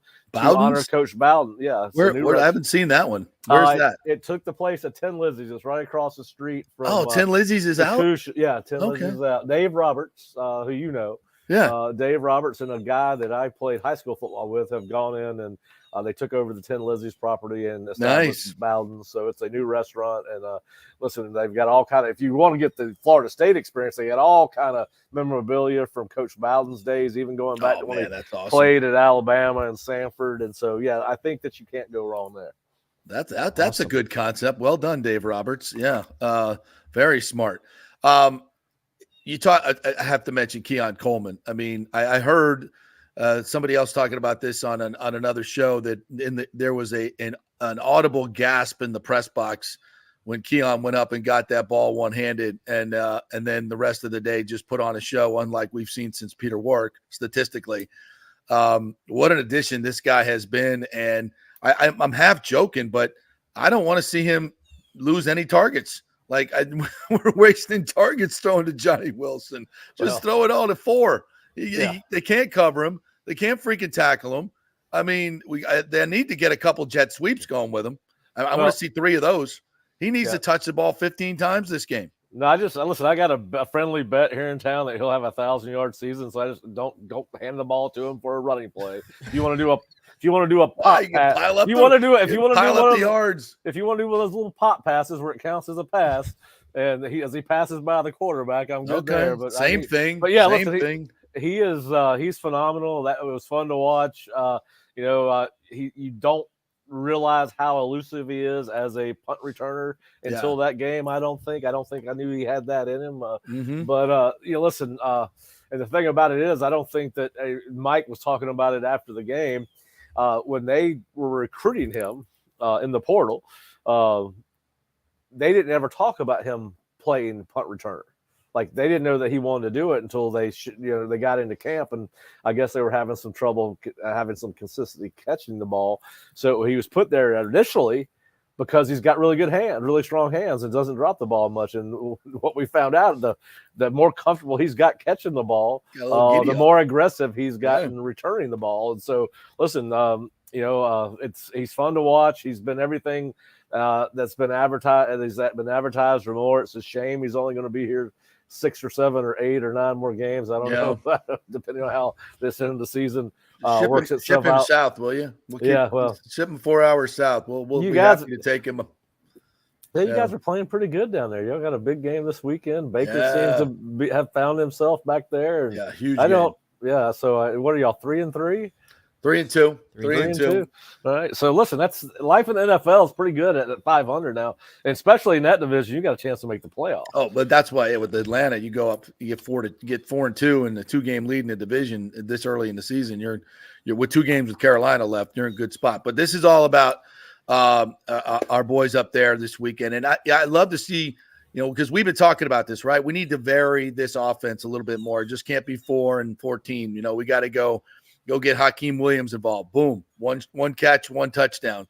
Will we see more of him? Will we see more of some of these other guys, these playmakers that we know can make plays this week? Yeah, well, listen, I think you'll see more of guys like Darian Williamson probably before you'll see Hakeem. And, Hakeem, that touchdown came late. It was impressive. There's no doubt. I think everybody's been wanting to see that out of him. We had not seen that much out of him in practice. That was good to see. Obviously, he showed you why they recruited him and why he was wanted so badly by a lot of college football teams. But, I think it's a Darian Williamson, a Ja'Kai Douglas. Obviously, we saw Dez Hill get more targets than he's gotten in any game before. And listen, and that's going to happen when Johnny's out. You're going to have somebody pick up the slack for Johnny's absence. Listen, here's the thing. If you can find some other targets that you can depend on, whether it's Darian or Hakeem or Dez or Ja'Kai, it's going to open up more opportunities for the 2 outside guys, Coleman and Wilson. That's why I thought maybe we'd see the tight ends get a little bit more targets the first half of the season than they have. Jaheim's got 14 catches, but he gets covered like a wide receiver when he gets in the slot. They've got a safety or a nickel corner on him when he's in the slot, so it's a little bit different. It's not really a true tight end. But I think that I think it's going to be interesting to see how they do running the ball against Duke. We've seen 2 good games worth of rush offense, but the up until Virginia Tech and Syracuse, the rushing offense had not been particularly good since the second half of the LSU game. I don't count Southern Miss. I watched their game against South Alabama. That's one of the worst teams in college football. There's some high school teams that can beat Southern Miss. I throw that one out the window. They need to run the football this week, no doubt. Yeah. So, and listen, I think they need to find balance in that offense, but certainly, listen, the numbers indicate that you do want to run against Duke's defense, but listen, I'm not sure that Duke's defense has seen 2 wide receivers like Keon Coleman and Johnny Wilson, and but it's going to be interesting. You sound pretty confident, Pat. I'm picking up a good vibe here. Well, listen, I think Florida State should win the ball game. Yeah, I'm not. It's not going to surprise me, particularly if Riley Leonard starts and plays and is healthy. If that they don't. Because this is this is a good football team, and I think it's certainly the best defense they faced since Clemson. The offense, listen, you got to, if it's Beeline starting his 2nd game ever and 1st game on the road, they better got to like Florida State's chances. I mean, get after him. I think that's a huge advantage. I think the biggest crowd Duke's played in front of this season is 40,000. The smallest crowd Florida State has played in is 40,000. So home field advantage should be something that's real for Florida State, whether Riley plays or not. But if it's Henry Beeline, it's a definitive advantage because he ain't never seen anything like that. That spear hits the head. Woo! And there's probably going to be several guys on that team that have not. And listen, it can cause a lot of problems with cadence and snap count and illegal procedures and all those kinds of things. But listen, at the end of the day, JP, it's going to be about once the game settles down. who's the best football team, right? Because Florida State's going to come out with the early buzz because of the crowd and the fact that this is one of the best games in all of college football this weekend too. It's one of the few ranked on ranked matchups, and and the implications it has not only for the ACC but for the college football playoff as we start getting closer to that. So listen, it's a huge game. I never thought it'd be this fired up for a Florida State Duke game, but I basketball. I cannot wait to get to the stadium and see how this thing turns out about 10:30 or 11 on Saturday night. All right, partner, tell everybody how they get the great content at the Osceola Rivals Network. Yeah, just go to theosceola.com or floridastate.rivals.com. It'll take you to the same place. We've got our scouting report just went up, which is where I get into some PFF numbers and watch a little film on the team, kind of give you some our FSU fans some background on what Duke does well and not so well. Got Takeaway Tuesday from earlier this week where I talk a little bit about Mike Norvell's fourth down decisions against Syracuse and how that cannot turn into a habit. Also talk about the fact that, and give you my reasons why I think Florida State, out of the 7 FBS or Power 5 teams that are undefeated, why Florida State has the best chance to be the only undefeated team at the end of the season. Break it down in great detail, go through every team's schedule and how this thing could play out. And then, of course, we've got the recruiting visitor list, big weekend for recruits at Florida State. So we've got the recruiting visitors list for this weekend. A lot of stars are going to be out. High school football stars are going to be out. I mean, that literally you got a ton of 4- and 5-star kids going from 2024 to 2026, and a couple of kids that are expected to be on town are committed to Georgia and Miami and several other schools. So it's a big weekend for Florida State. They need to have a good showing in front of these kids, and I think the crowd obviously will make a big impression on these recruits as well. But yeah, theosceola.com or floridastate.rivals.com.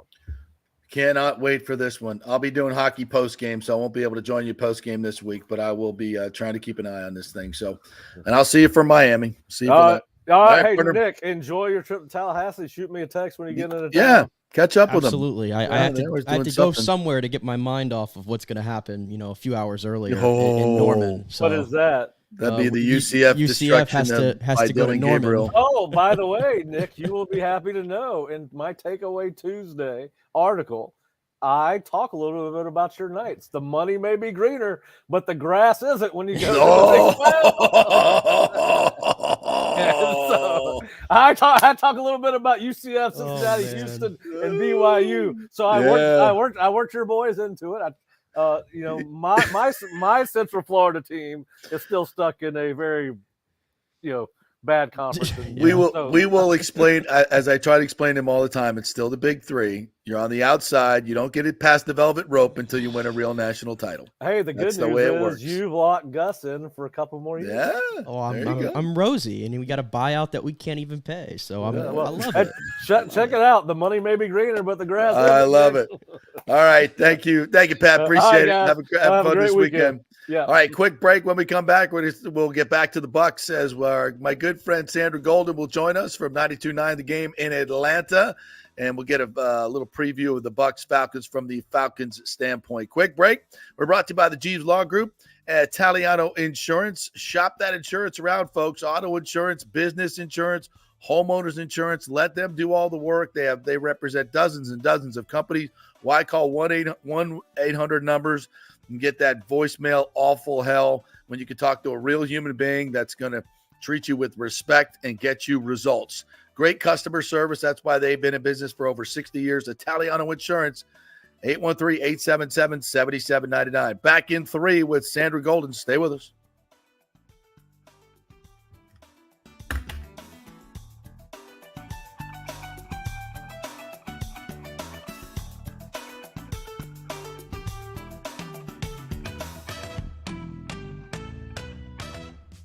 All fall is here. The holidays are coming, and the Golden Diamond Source will be your trusted jewelry destination as they have been for the past 4 decades. Yes, the Golden Diamond Source has the largest selection of engagement rings in the country, a literal jewelry supercenter with 30 times the inventory of any normal jeweler. You don't have to spend any extra time waiting for them to bring something in or order something. Everything is in-house. And if you want to get shopping before the holidays, you can get low financing, start early, for up to 5 years.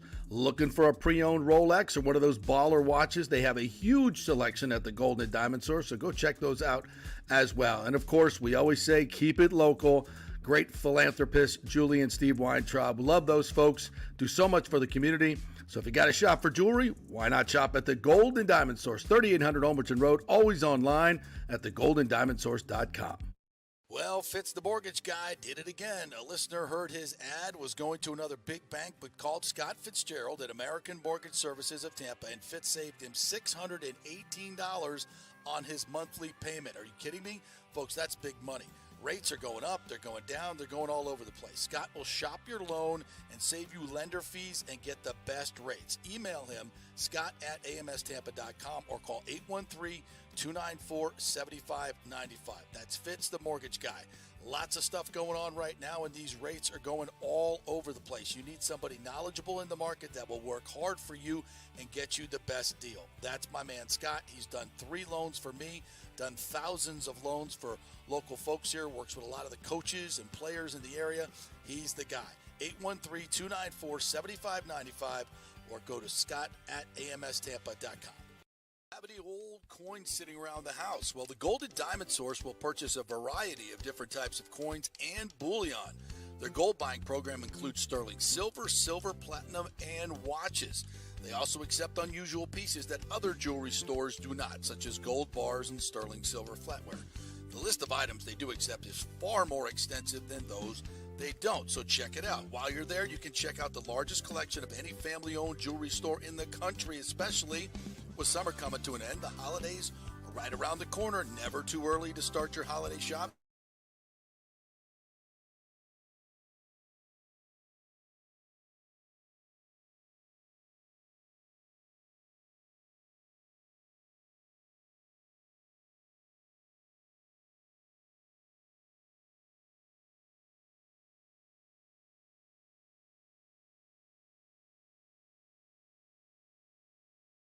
Christmas. Plus, you can even finance your purchase with 0% interest for up to 5 years, and you can get a $5,000 diamond for only $83 a month. It's the greatest folks in the world, Julie and Steve Weintraub, the Gold and Diamond Source, 3800 Olmerton Road, always online at thegoldendiamondsource.com. JP here for my good friends at Italiano Insurance, and they did it again. Once again, Italiano Insurance stepping up with the best customer service. I was in a bind.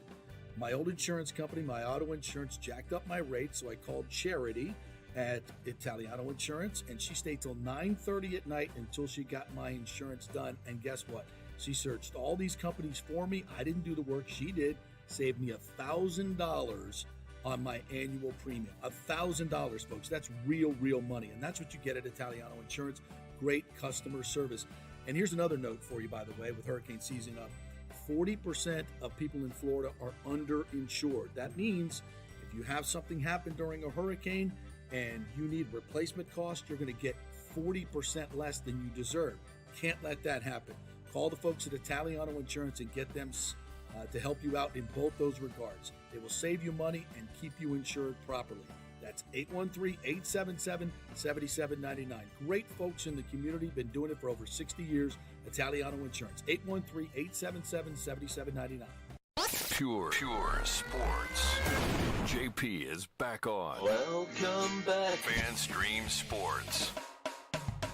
All right, welcome back to the JP Peterson Show on this Football Friday. Don't forget, we'll be out at the patio tonight from 5 to 7 o'clock. Peter Blake will be joining me there, so come on out for happy hour. We'll have some giveaways for you. I'll have some special guests for you. We'll be talking football. We'll be talking hockey. We'll be having a good time. Brought to you by White Claw. Get your seltzers, get your vodka drinks. Always the place to hang out all weekend long. If you're thinking about where do I go to watch the games, it's the patio because the weather's going to be awesome outdoors under the palm trees and the stars. Great place to watch football. Go watch the FSU game there. No Gator game this week, so take over the patio, FSU fans, for Saturday night and all day long, and then Sunday the Bucs game as well. So let's talk some Buccaneers-Falcons with my good friend Sandra Golden from 92.9 The Game in Atlanta. Longtime friend, longtime colleague. Good morning, Sandra. How are you? Hi, JP. You had me at White Claw Patio FSU game tomorrow night. Sounds great. Yes, that is in your wheelhouse right there. No question about it. I'll say. Yeah, is that a lot of talk about FSU? I know Atlanta's a huge FSU market, so I know you guys are talking Knowles up there as well, right? Big time, and I'm not trying to get too excited yet because we're in the middle of Georgia Bulldog country, so I'm just trying to quiet confidence over here, representing the Garnet and the Golden. Yeah. Oh, can you imagine a Georgia FSU semifinal? Ooh. JP, I'm praying for it. I am praying for it. That line is 14.5 this morning. That's a little much for tomorrow night. What do you think? Yeah, we just talked to our good friend Pat Burnham from the Osceola. He thinks it's a little much. I do too. Yeah. But FSU's not been great against the spread. But if Riley Leonard doesn't play, as he points out, Beeline, their other quarterback, has never been on the road, has never started a road game. Oh. And as you know, Seminole Saturday nights. Under the lights, 7:30, little crisp fall air. The whole group including my co-host Nick Geddes this morning, getting lubed up outside in College Town for the whole. He never seen anything like that. So you get a couple of turnovers early in the game, and it could get ugly for Duke. But their defense is really good. FSU has been living and dying by the big play, explosive plays. They don't allow those. So I think if I have to bet the game, which I ain't touching this one, I would definitely take the points. But if you're FSU, just get the dub, move on, stay undefeated, and whoop Miami's ass in a couple weeks, and keep advancing. So, all right. So, what are the Falcons? I've watched a few of their games this year, not full games. I watched the entire fourth quarter last week of the Desmond Ridder meltdown. He just looked awful. What's going on with Desmond Ridder up there? Is the confidence waning in this young man? All right, I want to back up and say that if you're going to bang on Desmond Ridder in that fourth quarter, continue to bang on Arthur Smith and Dave Ragone, because unfortunately, JP, the narrative this week has been equal pointing fingers at Desmond Ridder, who was lights out against the Texans the week before, and just Arthur Smith and Ridder had the worst quarter of their career, in my opinion. So the narrative, and I don't know if you saw this, but I brought it because I wanted to have you read it. The narrative up here this week is that this offense is too much, not only for Ridder, but that offensive line was getting squashed a lot. So Caleb McGarry said to The Athletic, the offense is infinitely complicated. There are so many moving parts that have to be in just the right place at just the right time for long enough. The margin for error to get a good play can be a razor's edge. Okay. Interesting. You've got your rookie quarterback. So in my mind, I'm like, why aren't they setting this kid up to succeed? And if you were watching last fourth quarter, you had 2 delayed game penalties, one after spiking the ball. Like, how in the world did that happen? You literally spiked the ball. That is, and Arthur Blank was so ticked off. He came on the show with us on Monday. And they always have this, believe it or not, JP, they have this Monday morning, almost like we're meeting with the principal every week. Right. Yeah. And he wanted to know why it was, he's not a tight business operation that fourth quarter. So that's the narrative. Should they be simplifying things for Desmond Ridder? Make the game slow down for him. Because when he gets in those panicky situations, instead of throwing the ball out of the end zone, he's, turnover after turnover. You can't have 3 interceptions. The Falcons defense is really good. They're 4th overall in the NFL in a ton of categories. They are really good. But this offense, the running game hasn't been working the last 2 games. And I know what the Bucs did to Detroit's running game. So, that could be a real problem. If you're going to ask Desmond Ridder to throw the ball 47 times, I think that is big. That is not. You're not setting him up to succeed. And I was coming right to the running game there, because if we know what helps out a young quarterback, it is having a really good running game. And there's a reason why Bijan Robinson was taken 8th overall. And it feels like, and we know the talent on Atlanta's offense, London, Pitts, and Bijan. And it feels like at various points they've struggled to figure out how to use London, how to use Pitts. Now they figured that out the last couple weeks, but now it feels like the attention turns to Bijan Robinson, because 3 of his last 4 games, he's been held to under 50 yards. Maybe hasn't gotten many of the carries because Algier is still involved. What's going on there with Bijan, and why do you think he hasn't been a part of the offense as much the last 3 to 4 games? It's not working. What they're doing is not working. So this two-headed monster that should have been Algier and Robinson, if you watch game 1 against Carolina, they were using it very balanced, and they would, have Bijan touch the ball more. So now Cordero Patterson's in the mix. So now what do they do? They're calling Cordero with this joker position. I believe he only had 2 plays last week at all. But Bijan is not – I mean, they're averaging, I believe, 2.8 in the last 2 games running the ball. Wow. The offensive line is struggling, y'all. Our offensive line, which is making a lot of money, that's a very expensive, mediocre offensive line. So, and I believe this week we have Caleb McGarry is the one who said Matthew Bergeron in there. Oh, my God, y'all. This could be big trouble. Big trouble. Sandra Golden joining us from 92.9 The Game in Atlanta, covering the Falcons. The importance of this game cannot be overstated for really both teams. Yeah. Obviously the rivalry there that goes on. And you wonder, Baker Mayfield, quarterback versus quarterback. Clearly he's got the experience. He's been through these wars. He's been through these games, these big time NFL games, knows what it's all about. Desmond Ridder does not. Break down the quarterback matchup in this for us. Baker Mayfield gets the check mark. So Desmond Ridder has not won an NFL game on the road. So where does that come into play in the head game? Right. And you're asking him to do too much. The offense is really, really difficult. So this all sets up to look like it's a head scratcher. And let me tell you, JP, this week has been nothing but kill Ridder. And I don't know if you saw Matt Ryan's comments, but no, I did not. Matt Ryan called our game. So he called the game this week, and he is saying the next 6 games or so, you're going to find out what kind of quarterback you have. And by saying that, he was saying that Desmond should have played more last year. Yeah, so they didn't bring him in, except, so I don't know what in the world was going on that they thought Marcus Mariota would bring us to the promised land. Don't get me started. And don't get me started on why Desmond Ridder didn't take us but 1 snap in the series in preseason. So, okay, that's another whole sidebar. So Baker Mayfield, doesn't everybody just love him down there? Love him. As I was mentioning on your competitor station this morning, it's like Tom was great. It was the homecoming king coming here, embracing us, and everybody. We kissed the ring and the ass and all that stuff. But Tom never went. He went to Target once, I think, while he was here for 3 years. Baker's been everywhere. I mean, he's serving burgers at McDonald's. He's doing everything, and everybody loves him. He's running. He's actually running through people, running and taking hits. And it's a blue collar town. We love us some Baker Mayfield. Now, a little bit of a little bloom off the rose last week. He missed a bunch of maybe some open throws, and the receivers need to bear some of that blunt as well. But we love us some Baker Mayfield. But this is a big game. Yeah. He's got to step up and make some plays against a really, really good defense. Yeah. So to go to 4-2 with 2 wins in the division, that's terrible. So it's a big deal. It's a big game. Is your boy Vita Vea going to play, or what's going on? Vita Vea is definitely going to play. He's. I think they're just kind of resting him. He's one of those big guys that just needs a little bit of rest. So I think he's going to play.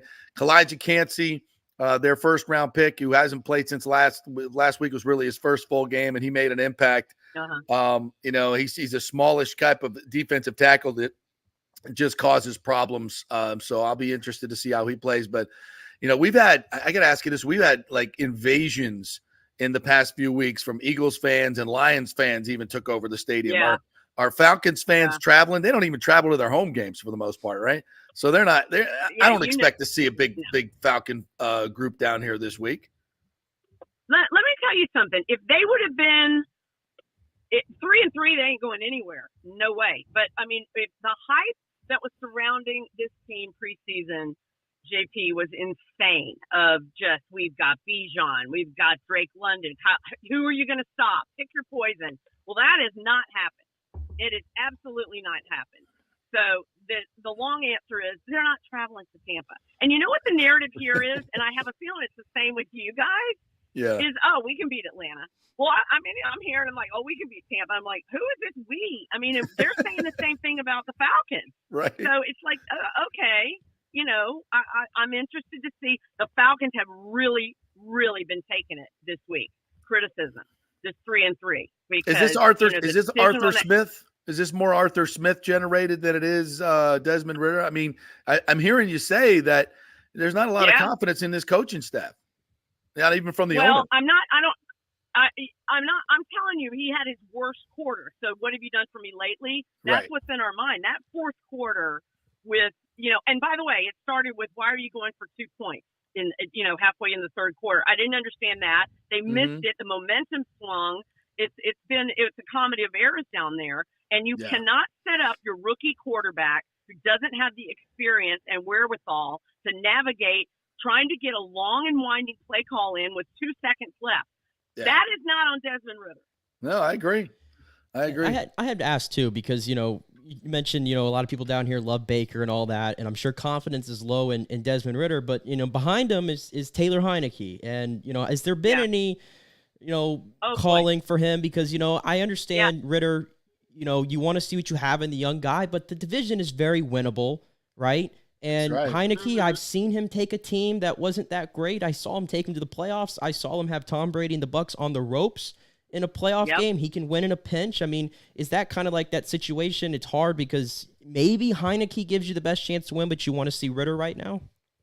They're going to see Ridder. And listen, we were 2-1. We lost to Detroit, and they're calling for Taylor Heineke. The most popular guy in the building is the backup quarterback.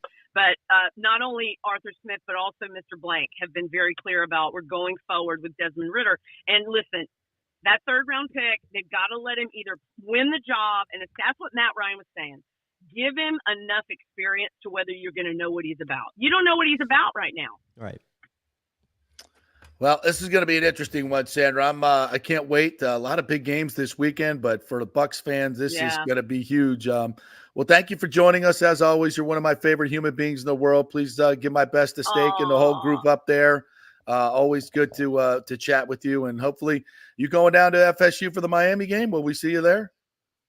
I'm thinking if that's the one I'm going to circle and head down. So, I'm so excited. And listen, JP, I always say this: you are the reason you get credit and the blame for me being in this business.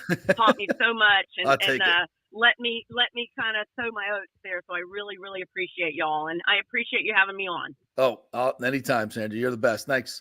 Hopefully we'll see you in town. Okay, bye, you guys. All right. There's bye. Sandra Golden at Sports Sandra. Follow her 92.9 The Game. Great follow. Very snarky in her sports takes. So very, very much like me. It's snarky follow.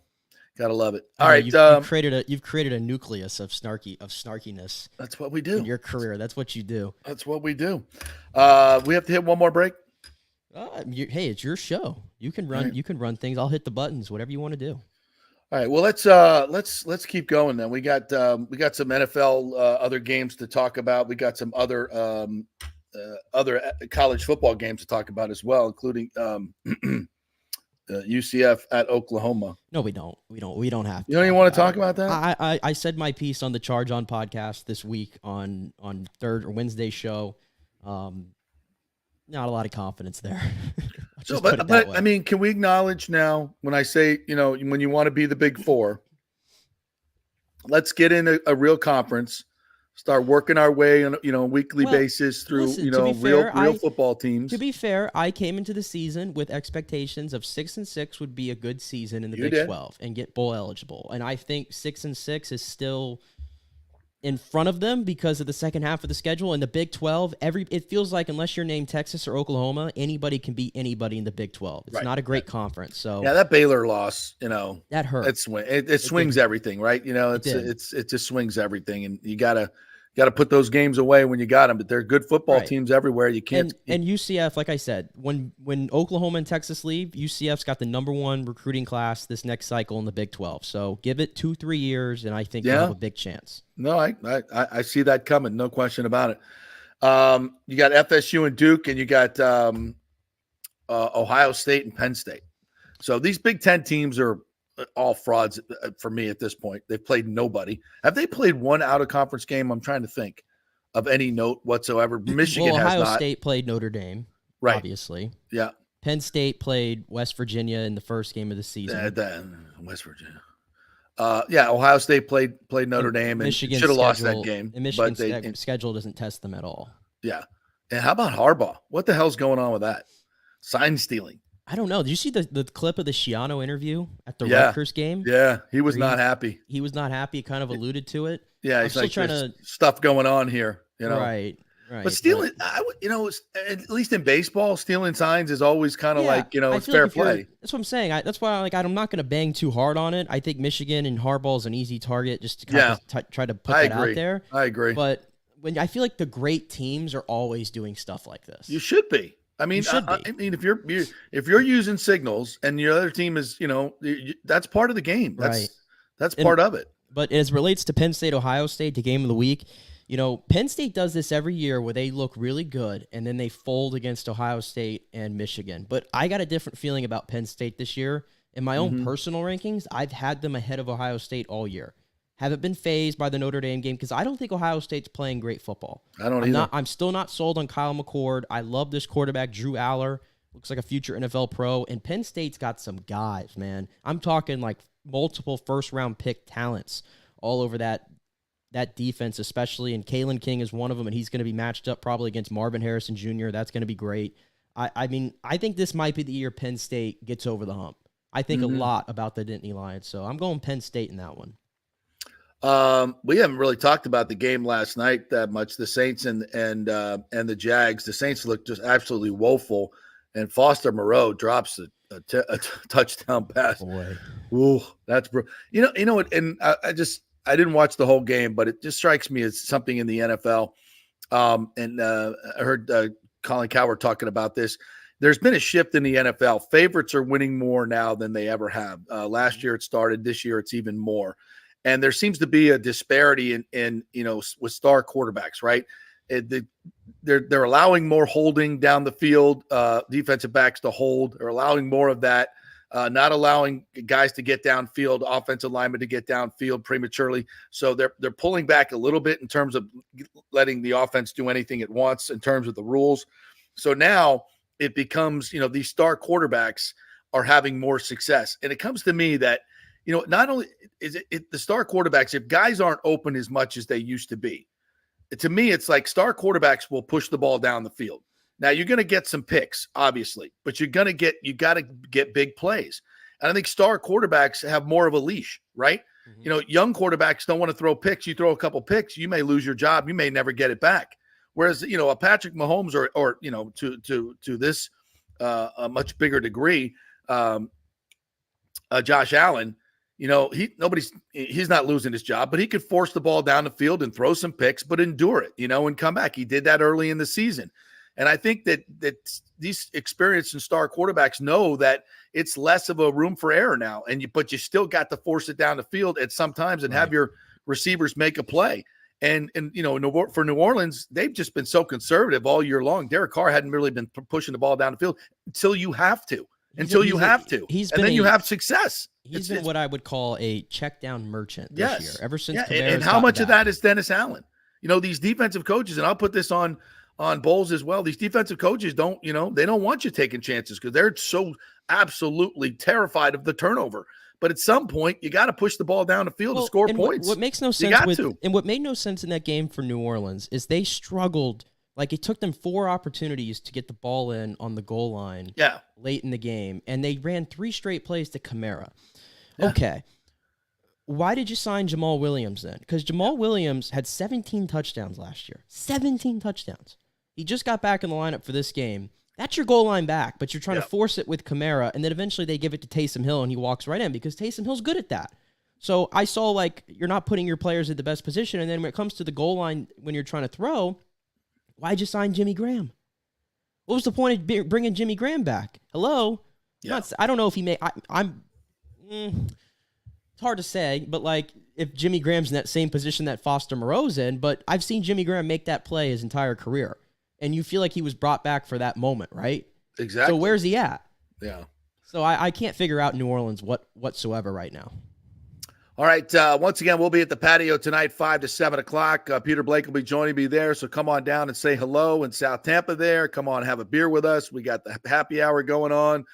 $1 off all beer and wine, $4 White Claw seltzers and vodka drinks. So come on, get your happy hour on with us today. We'll have some giveaways for you. We're trying to get some tickets as well. We might be giving away some Lightning tickets as we did last time. So come on down and join us 5 to 7 o'clock today at the patio all weekend long. It is the place to be to watch your football in this beautiful weather. Their great outdoor space there is fantastic. Got great food, great everything. So come on down and join us at the patio this weekend. Bolts in Toronto. Don't forget about the hockey team Saturday night, same time as you'll be watching the Duke FSU game. So enjoy yourself there, my friend. Be safe. And my final message before we sign off for the week is for the Bucs game on Sunday. We already mentioned it. Please do not allow the Falcons to take over this stadium. That ain't happening. I don't need to see that. I'm only pointing it out because I've seen a lot of people that I follow, whether it's on Twitter, Instagram, putting their tickets up for sale. I've already seen it. So let's not start this again, please. The thing is, Atlanta doesn't travel. Falcons fans don't travel that much. Well, they barely go to their own games. Exactly. So it's not like the demand for these tickets won't be as much as it's been the other games. So I expect this to be a very 85% Buccaneers crowd. And let's make some noise, get Ritter off his game, and go out and get a big win. This is a must win for me for this Buccaneers. You don't win this game. You want to be 4-2 going into Buffalo. Absolutely. You have to. Yeah, then you're kind of playing with house money, maybe get a dub there. So big game for the Bucs. Of course, we will be breaking it down all weekend long. We'll have a post-game show for you from Raymond James Stadium, myself and Peter Blake. So you can tune into that right here where you tune into the JP Peterson Show. Have a great weekend, everybody. Go Bolts, go Bucs, go Knowles this weekend. We'll even give you a little go Knights. Big upset of Oklahoma. That would be crazy, wouldn't it? Yeah, really crazy. Have a great weekend, everybody. We'll see you Monday.